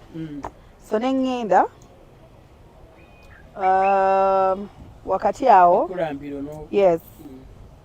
So the moment I left the house like this and went into my own house, it was as though bamugambye nti kakati toyina muntu yenna toli muzadde tozaalangako tobangako nabuvunanyizibwa. That is awo wenkugambidde nti yakoma kugirya emyezi okukola kyo esatu okulabirira abaana. So when nali naakagenda, one of my kids, I would never forget, one of my twins yafuna a very bad infection. Nga omanyi ng'otandise ebyokufuna abamaid so you start working. So I think yali talongosa bulungi bintu by'abaana and all that. So mwana wange nafuna a very bad infection. Ne tugenda awo ku Malcolm. Biru siri yerabira yali amitwalo 10 eze Uganda. Omwana wange amaze omujjanjaba because I had mwana wange yalimu ennyonga emisuwadde girabika. Nemukubira amasimu nga takwata. Kati wataakwata neŋŋamba kati nkoze ntya neŋŋendawo we yali akolera. Mukulu namusanga alikozi batumiza no akoze emmeeza wakolera nanti okoze emmeeza alikuta omuliro. Nemugamba can I talk to you? Nga n'omukyala awo yali atulidde obuzibu waali. Omanyi omuntu yali akutulindeko nabanga atawulira kyoyogera. Nemugamba excuse me, nemukona nako teyanyega. Nemugamba omwana mulwadde. Nesigala nze nga njogera nga munnyonnyola omwana mulwadde ali mu ddwaliro, they need 130,000. Teyanziramu teyantunulira nako. Kati one of the boys yali akola nabo nanze ebbali nangamba, you know what Lewis, you're embarrassing yourself. Genda ogambe eddwaliro limukubire. And I explained. I think engeri gye nali nvuddeyo he really wanted to embarrass me maaso g'abantu. Nagenda nonyiike yange ku mutima nengenda mu ddwaliro ne bamukubira amasimu. Bwe bamukubira ne bamunyonya nabaganza sirina ssente n'abajjako. So I had a very close friend of mine, he's like a brother to me now. Nemukubira essimu. I don't want to mention people's names, but they know of course the story bo bajja kwetegeera. Nemukubira nekimunnyonnyola nangamba show obusente butini nnyo toddamu nakukubira muntu yenna. Najja n'abusasula nankulirawo ne shopping netuddayo ewaka. So netubeerawo mukama nansaasira nenfunayo ku ssente ochapa olwo netandika okukolera nenkolera ku payini mall nga sina na dduuka nga ndi muyiribi nga ontuma ekintu ojja wano ku payini mall ng'okyagala nga kiri na bugabo ngampaamu eddakiika nga nziruka nga eyo nenda amaduuka genda bugabo abantu bonna bammanyi abeeyo downtown nga nziruka nga ngenda nga nkiyiriba nga nzija nga nkikuleetera kati eriwewo kyesatu njagala kya 10. That's how I started getting money. Nengula ku bintu by'omu nnyumba biki life neetereera, but of course I was heartbroken. Ate nga n'ebigambo bingi omanyi when you separate ebiyingana no bagambye eno osegera ne wayitawo abaana bange ne baweza nga abaana toweza 1 year. Tulina omukisa nti Nalongo Lewis ye Lewis tomuyomala musajja wama kyekyo. Nalongo Lewis Yes. agenda kutuwa an exclusive. So Vibe Life esanyuse nnyo. Please give us that story you've not told anyone. And mbadde nsaba n'amannya ga dropping. Sijja kusobola kuteeka amanya gama. Ati ngugayo mu mboozi eno mulimu abantu be nasonyiwa. Kati it is useless to talk about them because my heart is pure. I wish it is pure to your husband as well. Husband yani wajja kumbaga ate oyo noona show. Kale to your hubby. Omwana wakambwala Onaveo. Obaveewo mukasajje. Mukulu tatisina taata nabamuggyako si babe twogera ku musajja. Gwe mulianze bwemurifaringa tu Bamudona. Ate bagawo obuuziza bakubuulire. Ogaye nkubuulire erinnya. Mukulu wandivudde mu interview. As a fellow man, I can't call a man. Fellow mani wo. Mwesibasiba ku bantu. Oli si mani. Ayinala kwambala sikati. Leka story gye tunaamaliranga nawe omunoonya mutuga. Ate nekirasa oba osasuddwa nga sinaba kujja wano. Mutuga omuweereza yoli ali obusente. Omanyi muli ali obusente. I am above money. Okay. You're what? So Nalongo is I am above money. Nalongo is giving us a story that I'm telling at home. Wakati mubiri byonna bennyumizza. Emboozi tennatuuka ku kko. Naye ng'ekyo talina budde. Kino ekyo kyagenda okwogera wano apart from the insiders my friends teri muntu yali akiwuliddeko kati wemba ndi mu nnyumba awo ekulambiro ennyumba eyo yali ya mitwalo 4 mwegi nga wenkunnyonnyodde enjiriba sinafuna mulimu ki ennyumba neetuuka neetulemerera so agisasula kati nziruka awo ne bulooka nfuna ennyumba awo ebukoto bayitawo ndiru ndiki something like that ngoyambuka oku nga ku flyover y'ebukoto nga nfuna ennyumba kisenge ddiiro ntwalaga 3 ntunda buli kimu mu nnyumba fridge tv nga wenali ate nsonze obusente ate mbikule ate nembitunda nsobola okufuna ennyumba endala nga ndi mu mbeera enyigirizibwa nnyo but wali wabadde Nyumba sente nyingi ebalemeredde. Nali siziina. Naye wabwere eno Katonda yampa face I smile ebintu byange ebigenda bulungi naye ensi yange ebe crumblinga.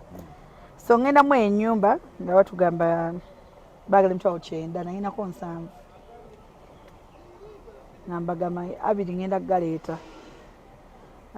Kati wali twayitunda sasula emyezi esatu gy'ekyenda ogumu guba gwa security emirala gye twala ki gye twelaka mind you madde emitwalo 7 abiri sigayina nga tuyingira nga tupangapanga betupanzeemu kapeti biki mufaiso twebaka na wansi n'abaana bange nayinaawo ne maidi wange nga tuyingira mu nnyumba twebaka kati abo babeera bambala omwezi gumu oba oyinamu gumu kuba guli guba gwa security omwezi gumu egwaggwawoko omukazi oli yali mukambwe landlord sorry landlady nga manya oba tolina sente zange fuluma nze nga nali sina gwe nkubirako essaawa remember I don't want to show my mom things are not okay ate nga naye kennyini nina omuwaayo nga omanyi muzadde bamala okuzaala ate katinanga oba olina omwokyayo ebintu nga si birungi omukazi n'atufulumya kati ekyemmanga waliyo ettaka eryo kuliko abooluganda omu yazimbanga eno ekyenguluma n'azimba ekyemmanga kati yazimba ekyemmanga yalina omutima omulungiko kono w'ekyengulu nga nfulumya n'obwana wange ng'enkuba etandika otonnya nesitaani alina effujjo I will never forget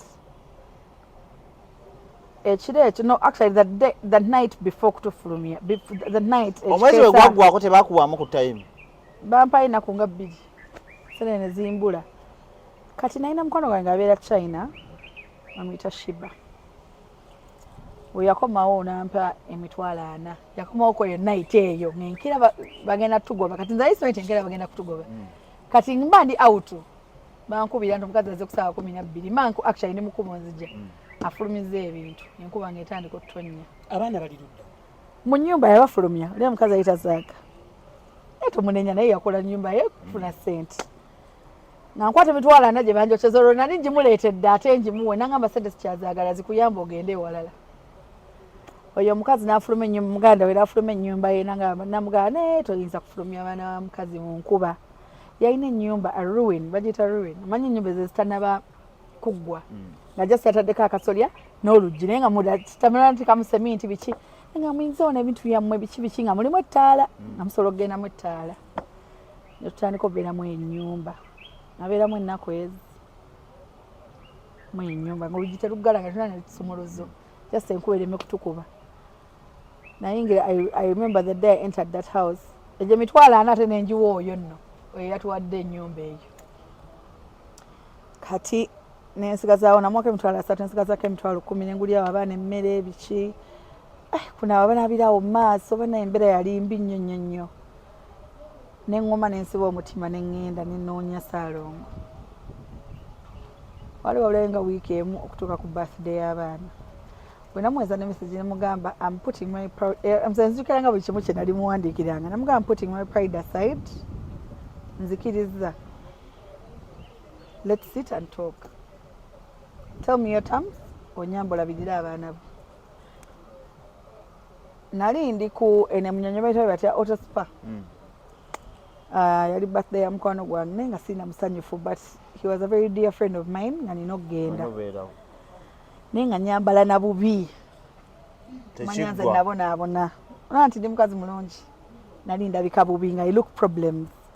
Ninga mukono gwange ngamba smiling bwe kimu kigenda beera bulungi. Naye olwo sibagambe nti bangoye mu nnyumba nga ntya. Gw'omanye ekiri eri. Nga ntya nti bajja kola ki kunjogerako. Erinnya lyange kuva ddala lyali linsinga amaanyi. Ng'omuntu atululako agaana naye omuwala oyo. Nalongo. Kati unamweza message teyagiddamu. Nyamukubire ogwasooka n'atakwata nenkuba ogwokubiri n'akwata. Nemugamba for once be a father to your children. Nangamba nigoyogera naye bw'otyo nigogamba ebyo nangamba anyway if you want to talk to me I'm home. Nengenda.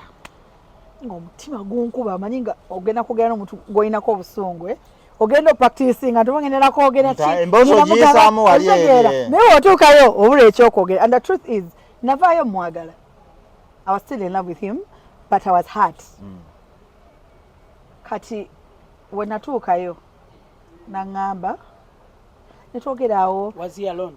Yeah. We didn't the boss. Waliwo oba muganda wo Don't muto. insinuate. I don't remember. Namusanga na kabalaza. Nayogerera mu compound. Tewayingira mu jumunda. Ngatu owayenzi gye bakinsuno osinaala. Oba shono gira babulabi. Tugende maaso. Kati ninyo wekati but you are overreacting. Wama Nalongo fumite embozi. Ntuuka. Ngamunnyonnyera nga mukono gwange alavuga kavitsi. Nankavaamu namugamba genda. Because in a girlfriend way I can't make them stand there between my drama and listen. Nemugamba what was going on. Nemugamba wabula weekend abaana bo. Baweze 1 year. And between now and actually need wait wabula weekend wabula yonga myezi ngebiri if I remember. Ngebiri 3 like that. Yeah, myezi 3. I'm not certain. I can't remember everything. It has been long. Nemugamba they're going to make 1 year. This is going on. Kati ye nemunyonyola nemugamba yije nali mbeera navaayo nefuna ennyumba endala saamugamba nti bangobye. Because I didn't want him to use it as a weapon. Kati we namunyonyola nemugamba I have to pay rent, I have to take care of these children. Biki nagamba omwana mulwadde n'otaleeta ssente biki. Nagamba msempewo enfuuwa jangu bingambire eno mu ddiiro. Olwo muvudde wabweru mu lujja. Muyingidde. Naawe ogenda nga mbuzi gye bagamba wodda. Wali agaddeko omuntu. Ennyabo. Do you know that when you're in love you're stupid? No, even if you're hurt. Obeerako but tobuzabuza bibuuzo. Muyingira kati tuyingira mu ddiiro. Akugamba nti wane nga ngamba kati awo ng'emboozi etandika. You know, Biti, I'm so sorry. Thank you for taking care of the kids. Bino abasajja be balimba abawala era mumanyi sijja kwongera bintu bingi. Akwebazizza emirimu gw'okutonda gw'okola. One thing led to another. One thing led to another. Yangu mitembozi nawe njaga.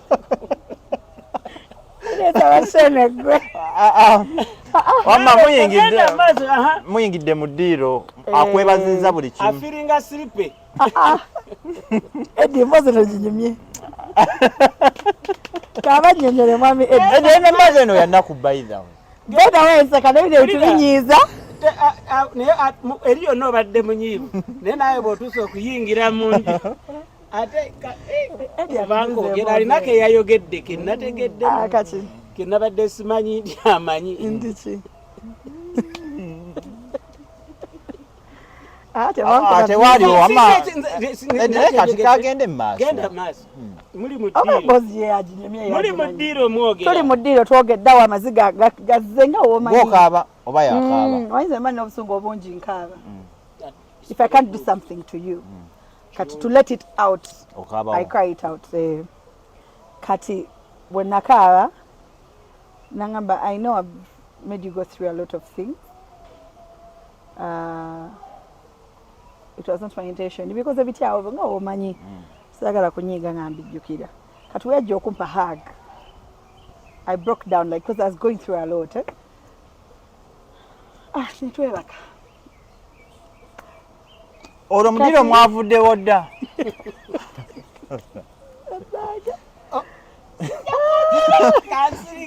Ate oyogera. Kumacha. Mwebase. Obudde bwe bwacha. Naye wantunyumirizzaamuko bw'ova mu ddiiro. Olwo wasula mu ntebe.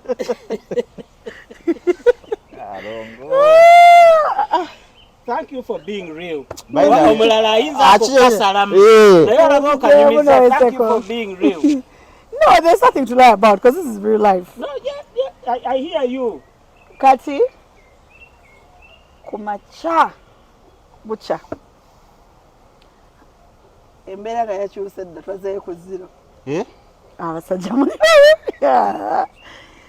Yanzukusaba nnyo nangamba, aren't you going back to your house?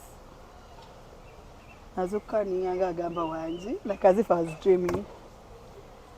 Nenzuka ne naaba. Nangamba, I might call in the evening. Tuteese ku birthday y'abaana. Nengende ewange. Olwakwokyezaayo ku center. Nali sirina adde na smartphone nalina akatooki bwe kati. Nampereza emitwalo gyali 10. Nangamba, go buy them clothes. Kwangambe tebalina ngoye. The rest tujja kwogera. Nsanyuka ngamba bannaaye. Olwo simugambye nti tuli muli eri nnyumba. Kati nalina border guy. We actually shared the same border guy. Kati border guy oyo koro yali amutwala. Yasoka kunkima n'antwala n'akomawo. Kati border guy musanyu kubanga ye yali atwagaliza n'ozobera ffenna. Ngamba ndabe Nalongo ngave bambi that's so nice. Ne wandi muyambye. Wasula si walungi. Wasula si walungi. Oli yasoka kitegeera. Ndoza yalowooza mugamba wensula in house. Kati wa boda yalaba ono takifuddeeko. Teyabingamba. Kati wayitawo nga 1 week. Naddamu akimugamba. Olwo tuwezezza wiiki na ruin. Ndi mu kunoonya ssente zisenguka waawo. Naddamu n'akimugamba naye musajja gwe toswala. Katukuno nakimugamba obusungu. Musajja gwe toswala abaana bo basula mu kiyumba kitawedde. Nali mu kibuga nga ngeze twala wamange mu ddwaliro nga magumba gamuluma kyokka sina namwe nsolo saa mugamba. Kati mukwano gwange oli gwe ngamba yambeererawo ennyo. Nga ye kati within that week actually namulabanga buli kanaku. Guy. Naye nga kyenfa ampeeyo ku ssente zeema nkola ki? Ntwale waka bakozesa akameeza. Kati awe embozi kati awe embozi y'ennaku weetandikira. Within that week mwe nafunira olubuto olulala. Kyokka tukayitibwa naweza mwaka. Omulabiranga waka. Ate yandi mulabidde kuba bibaze bubi. Kati I'm not certain about the date, but somewhere somehow nafuna olubuto. Like a birthday njibaze bubi because okay tugendera awo. Kati I can't remember everything, it has been long, but I remember that year was 2016. Up to now 2016 is my worst year.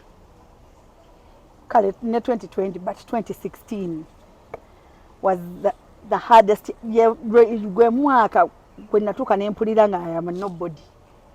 Ng'omusajja nzero omukyala ku zeroinze down to something that is not ng'oli awo oli nga kipapula.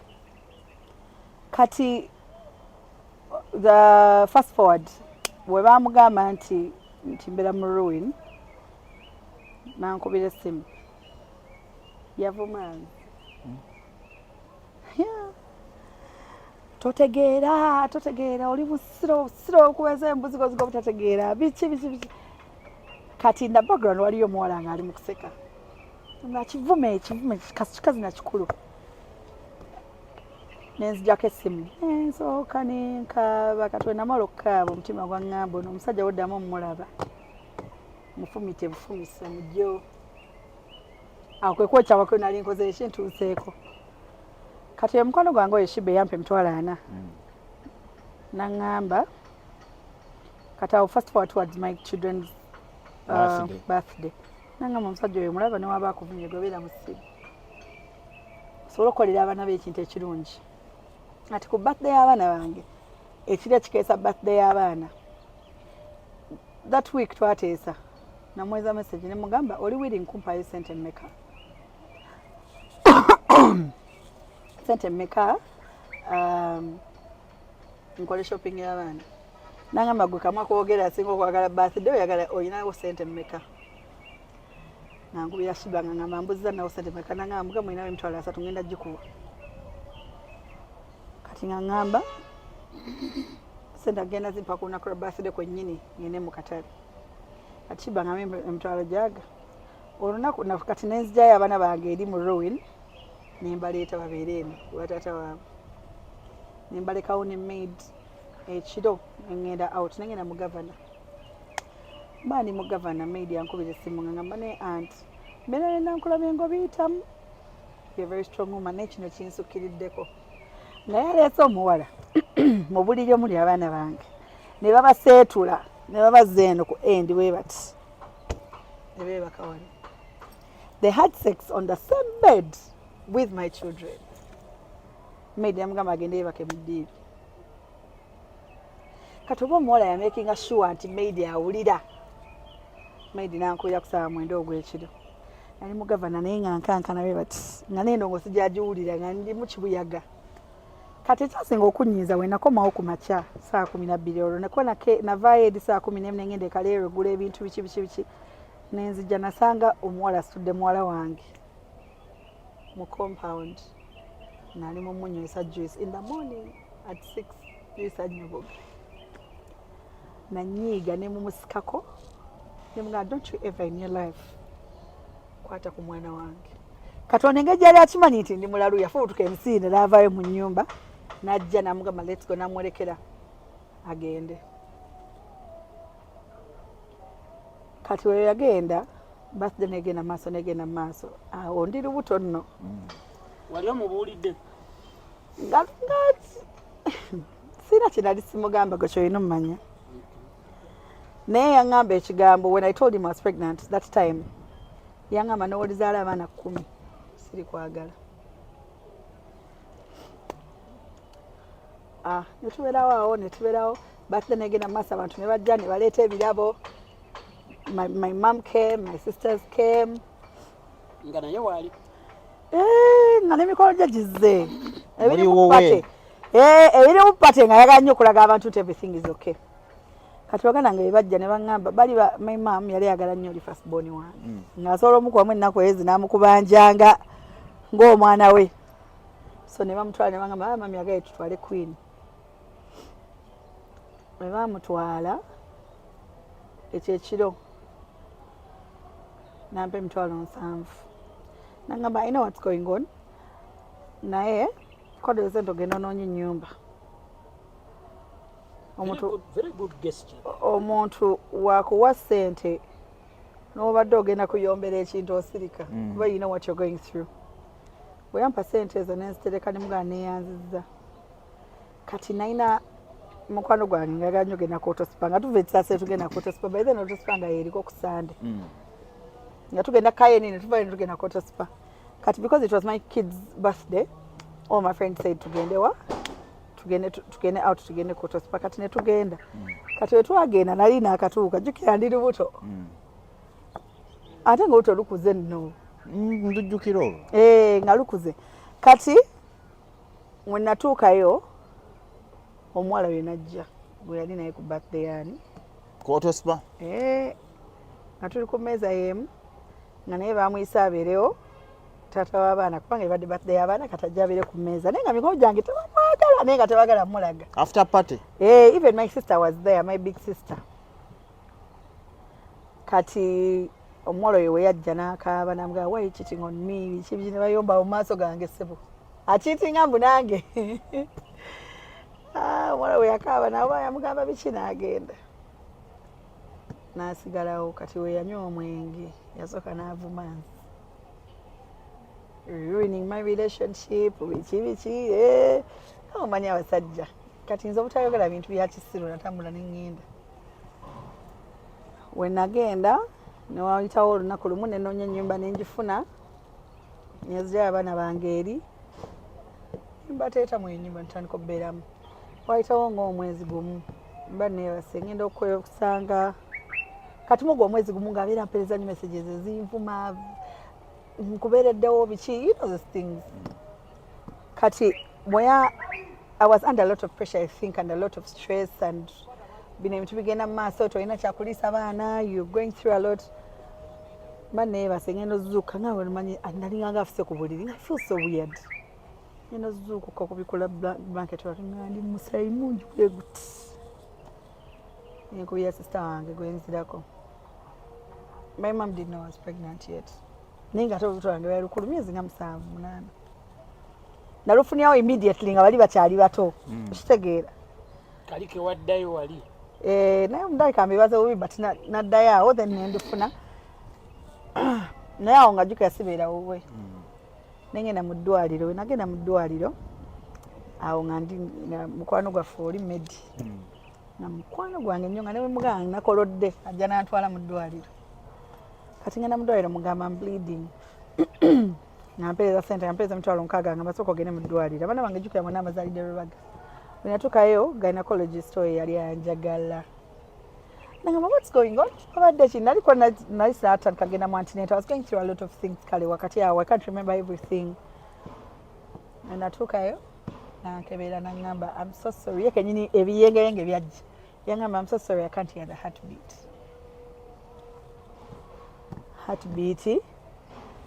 nebagikebera n'aleeta buli mashini gy'omanya eyinza okuwulira omwana ne bantwaliremu disikaani gy'oyimiriramu ne balaba skeletoni yo yonna heartbeat neebula ne bagamba tugenda kusala ne mbaga nze temusala kunsala nga temumpadde mwana munteekeko ebisa omwana nja musindika long story short ne musindika but maaso awo nenfuna complications awo nengenda ku oxygen for 11 hours we nali maze okusindika omwana oyo actually nga sindabanga oluusi olunnuma my friend Shiba was around before she went back abroad my big sister wawo ne mukwano gwange omulala by then bali bamuyita Beth ne my other big sister bamuyita Brenda nga bakaaba omanyi obulamu bugenda olaba you know when you're giving birth you die ng'olaba kuba naze nabeera nga mbagamba kitundu kimu sikiwulira nga nvuddemu omusaayi mungi but my doctor was seated there nga tanvaako nga newemba ntunudde ntya tavaawo bambi mukama nanyamba nensindika kati we baamukubira nabagamba halo sister wange nga yayogera sister wange wenzira kumanyi mulala alinga nze nyamugaa gwe naawe oli eyo living your life omukazi ali naafa nabagamba mukazi ki Nalongo Lewis nabagamba nze oyo mwana si wange anoonye taata w'omwana I'm on my deathbed mukama nansasira ne muzaala ddwaliro ne bikolako byonna everything ne tumuziika teyajja yaweereza emitwalo 5 ate nga nago sisita wange amaze kumunoonya waali yali ayagala namukuba okitegeera ne tubeerawo I don't want to go into painful details but carry on. just not twamuziika wetwamala omuziika and all that ne wayitawo nembeerawo n'abaana bange ne batandika okukula batambudde olwo biki so 2017 begins awo kati ku 24th tugenda out sijja kwenda lunaku olwo musanga with the same girl mbona musanga wa I think it was Cayenne, I don't remember. When namusanga when nayitawo ne bakuba akakule kali akamanyi manye kali akakule k'ekirogo. This man was so stupid nga yeefulira ddala ng'abakazi. I don't know how you see a woman who has just lost a child n'okuba akakule lwo musiru. Awambuzi. Kati yakuba akakule n'encu omanyiza eva nga njagala mbe nga bamusabulamu nga ne balinga ng'ayinamu ekiwuka mu mutwe. Ku 25th ku ssaawa 3 ku makya yasooka okunkubira essimu twasuze mu ndongo ng'akuba akakule n'akubira essimu n'aŋŋamba Merry Christmas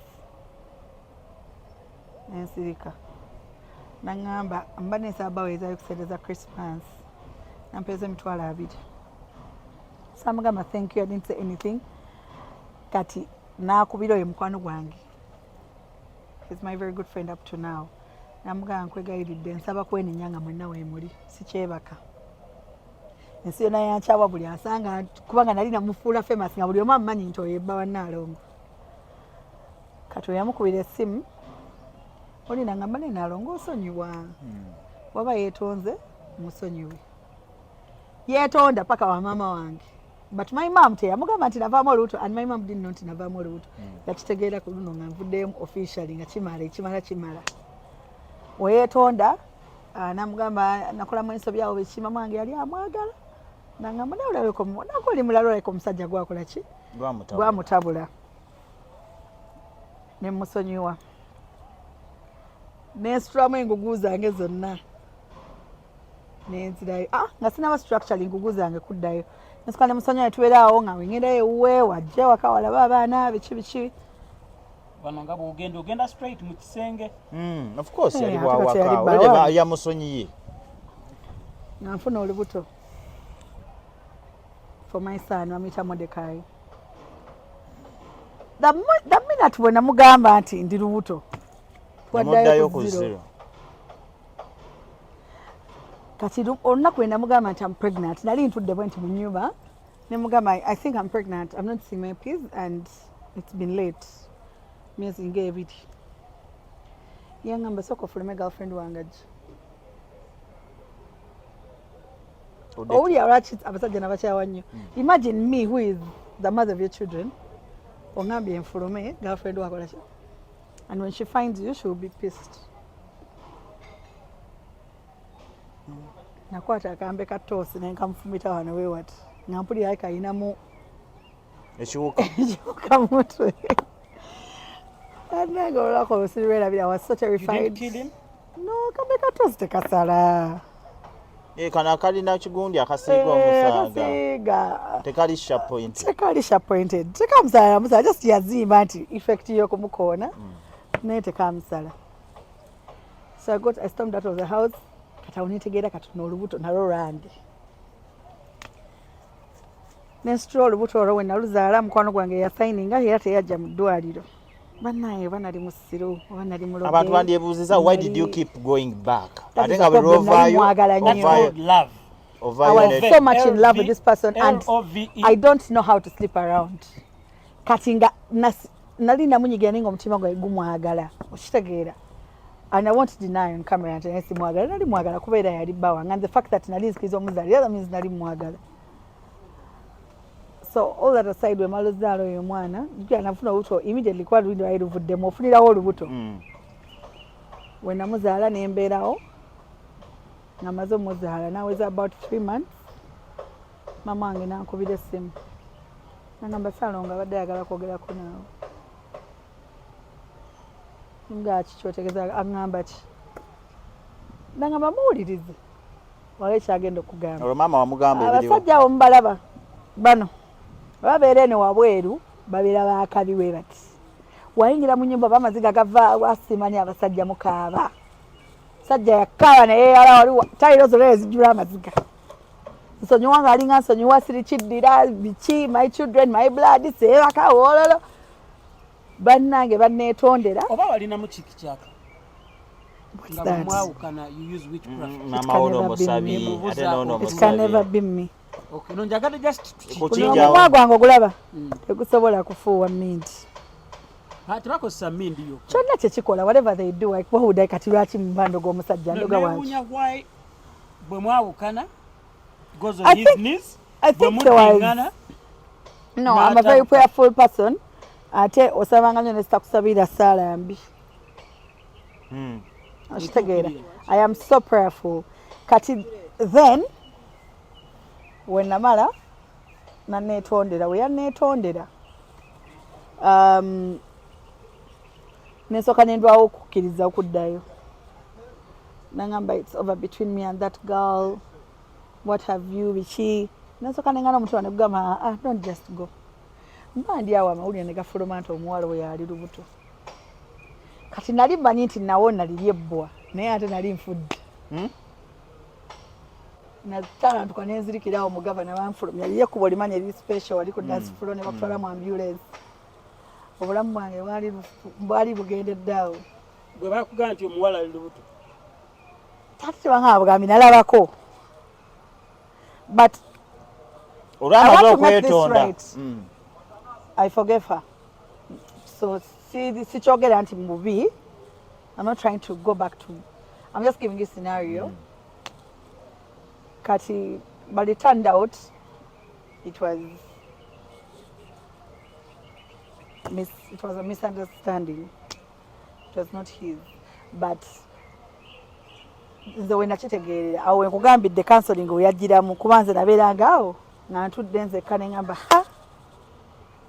nyentandika okukaaba nembeera neŋŋamba nga njogera nzekka nembwatuka nenkaaba okitegeera I think there are so many women going through what I went through but natuuka kati awo mama wange we namuyingirizaamu awo pain yali egenda kunzita ne batandika omugamba nti omwana we atambula ayogera yekka nga mbeera okupayiniramu olwo nenjogera nzekka okitegeera but my mom yankwata nantwala mu church nga ndaba obulamu bwange ko natuuka nemba nga omukangubaka bubasi stress enyingi nga mbeerawo nemba nga atassa so I went to counseling ne bancounselinga ne baŋŋamba things happen biki naye guma nembeerawo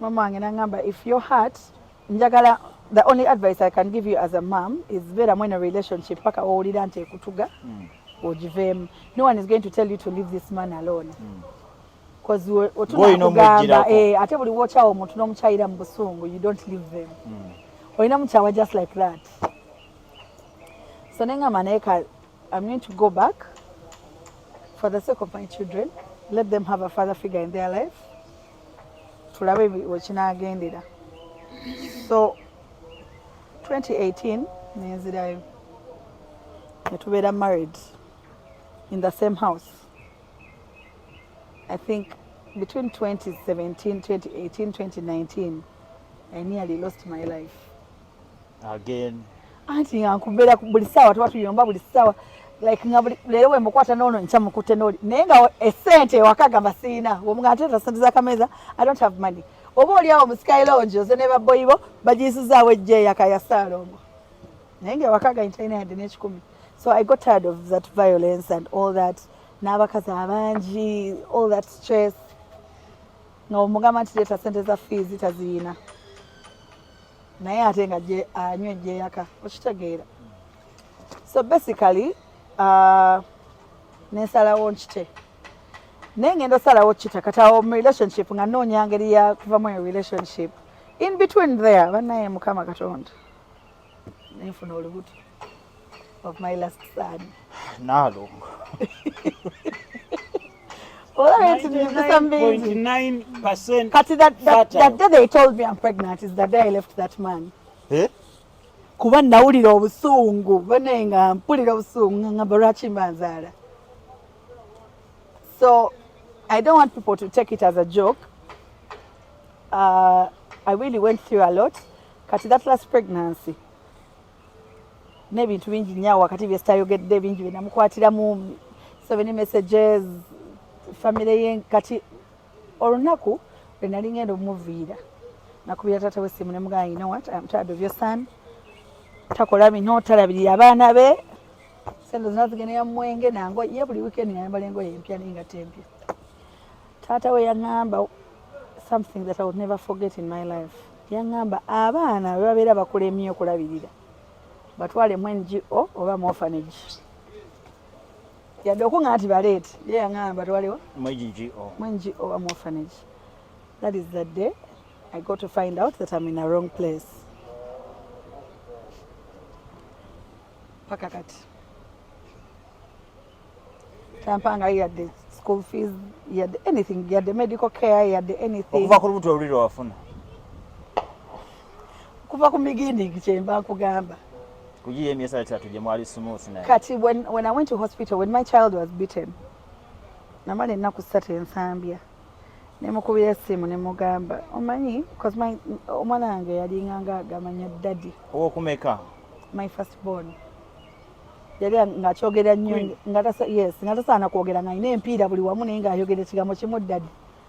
Ne mukubira ne mugamba, I'm putting my pride aside. We have issues, kwegayidde jambula ng'omwana we. Yaŋŋamba ekintu kimu.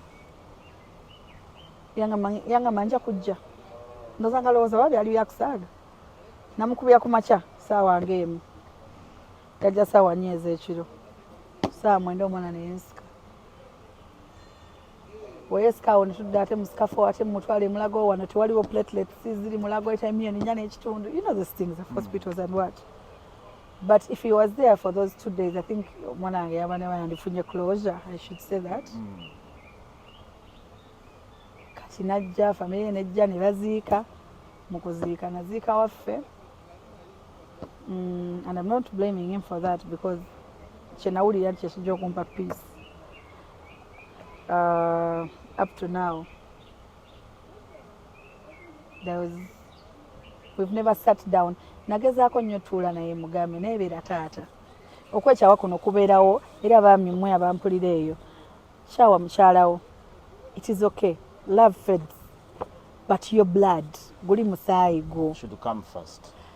Woba olaba ng'olina emitwalo 10 ogenda girya mu restaurant, you're going to take someone on a date. Akawala akakusanyusiza, it is okay. Mulieko emitwalo 7 esatu ogiwa abaana bo. This story is very touching now. Okitegeera. So my problem is him not taking care of his children. Ekinkyayo abasajja foregoing your responsibility, no gwenga gwe you satisfy yourself. Okitegeera. Nze ngaze if there was no love between us, that wouldn't be a problem. Era so akudawuninga nze omusajja namunyigira kuba teyanjagala. No. The fact that you've not been in your children's life. Abaana bano bakula. Kyekinamadde njogera kutoka talk show. Abaana bakula balaba. Nze nsobola okujjukira ekintu ekyaliwo nga ndi mwana muto. Okitegeera. Abaana bano bakula balaba nti there is no father figure in their life. Kati omwana no wakola omukolo oba nakola graduation oba anything happens to them, they are not going to go and look for you to rejoice with you. They are going to rejoice with their what? With their mother. Before we go into that narrative, Nalongo, lwaki muziika abantu ewamu? Nze naziika waffe kubanga my kids. Already they were shown they were not wanted. Him and his family didn't protest. Yonna. Kati nkugambye paka kati. No, I'm telling you. Family didn't say omwana ajira mziki. And this is what I'm telling you. Up to now, if they have never called to ask how are the kids, Kali, how are the kids? But the fact that you can even check on your children, if I've never gotten such a phone call from any of the family members, what do you expect? I'm sure tuli ku Vibe Life UG era kwe mutugoberera. Ndi sure story eno agenda ku generating a lot of comments and feedback because tulina a lot of online in-laws. Either abajja okujja nga basupportinga Nalongo oba abamu nga story ye bagikubamu ebituli here and there oba completely abatamuwagira. Tujja kusanyuka nnyo nga tubawulizza okutuwa feedback yammwe. Tugenda kuwumbawumbako, tugenda kukola part 2 naye part 2 tugenda gikola nga mumaze okutuddamu tusobole okutakolinga ne issues ze munaba mu raisinze. Much as twogera ku parenthood, single parenthood, something I don't support and like at all. Nalongo awamu story enkwasiza nnyo ekisa, awalala ayogedde amazima ekinsanyusizza, n'omukulu waali atamanyi luzungu naye ng'amanyi okulutereeza but badru. But nga tumaliriza nsaba obugambo bwe busembayo. Obugambo bwaki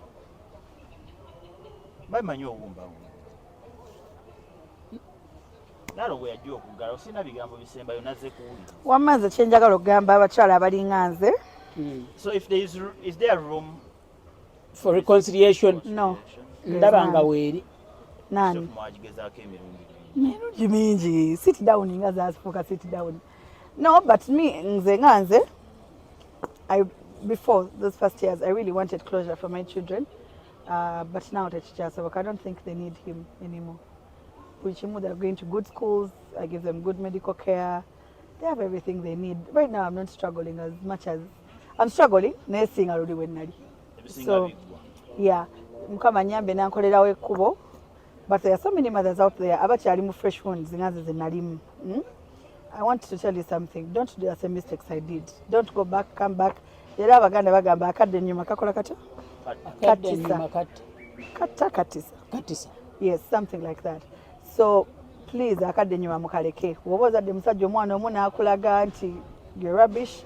Take your rubbish, gikuŋŋaanye, move on, do something else.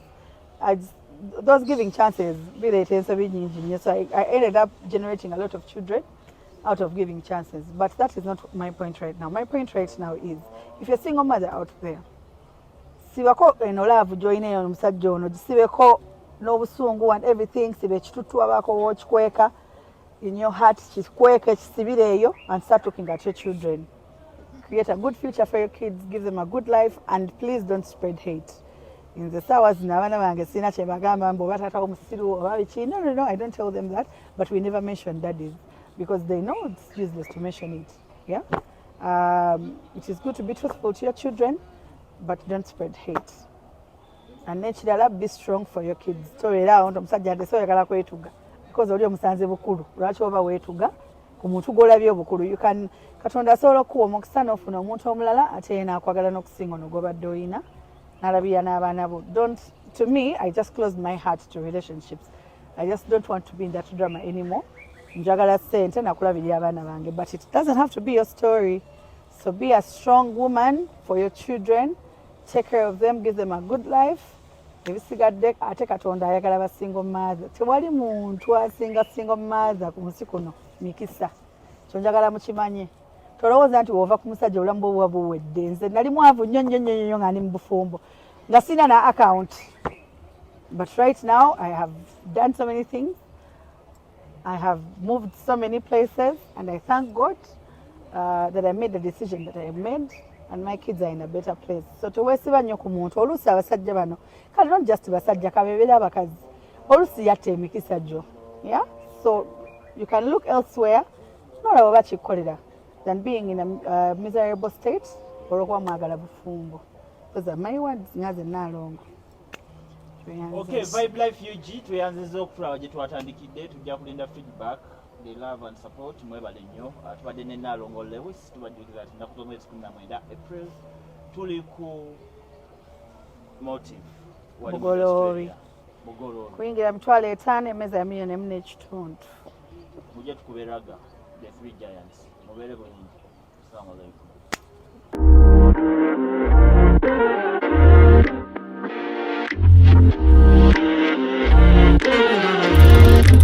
Thank you.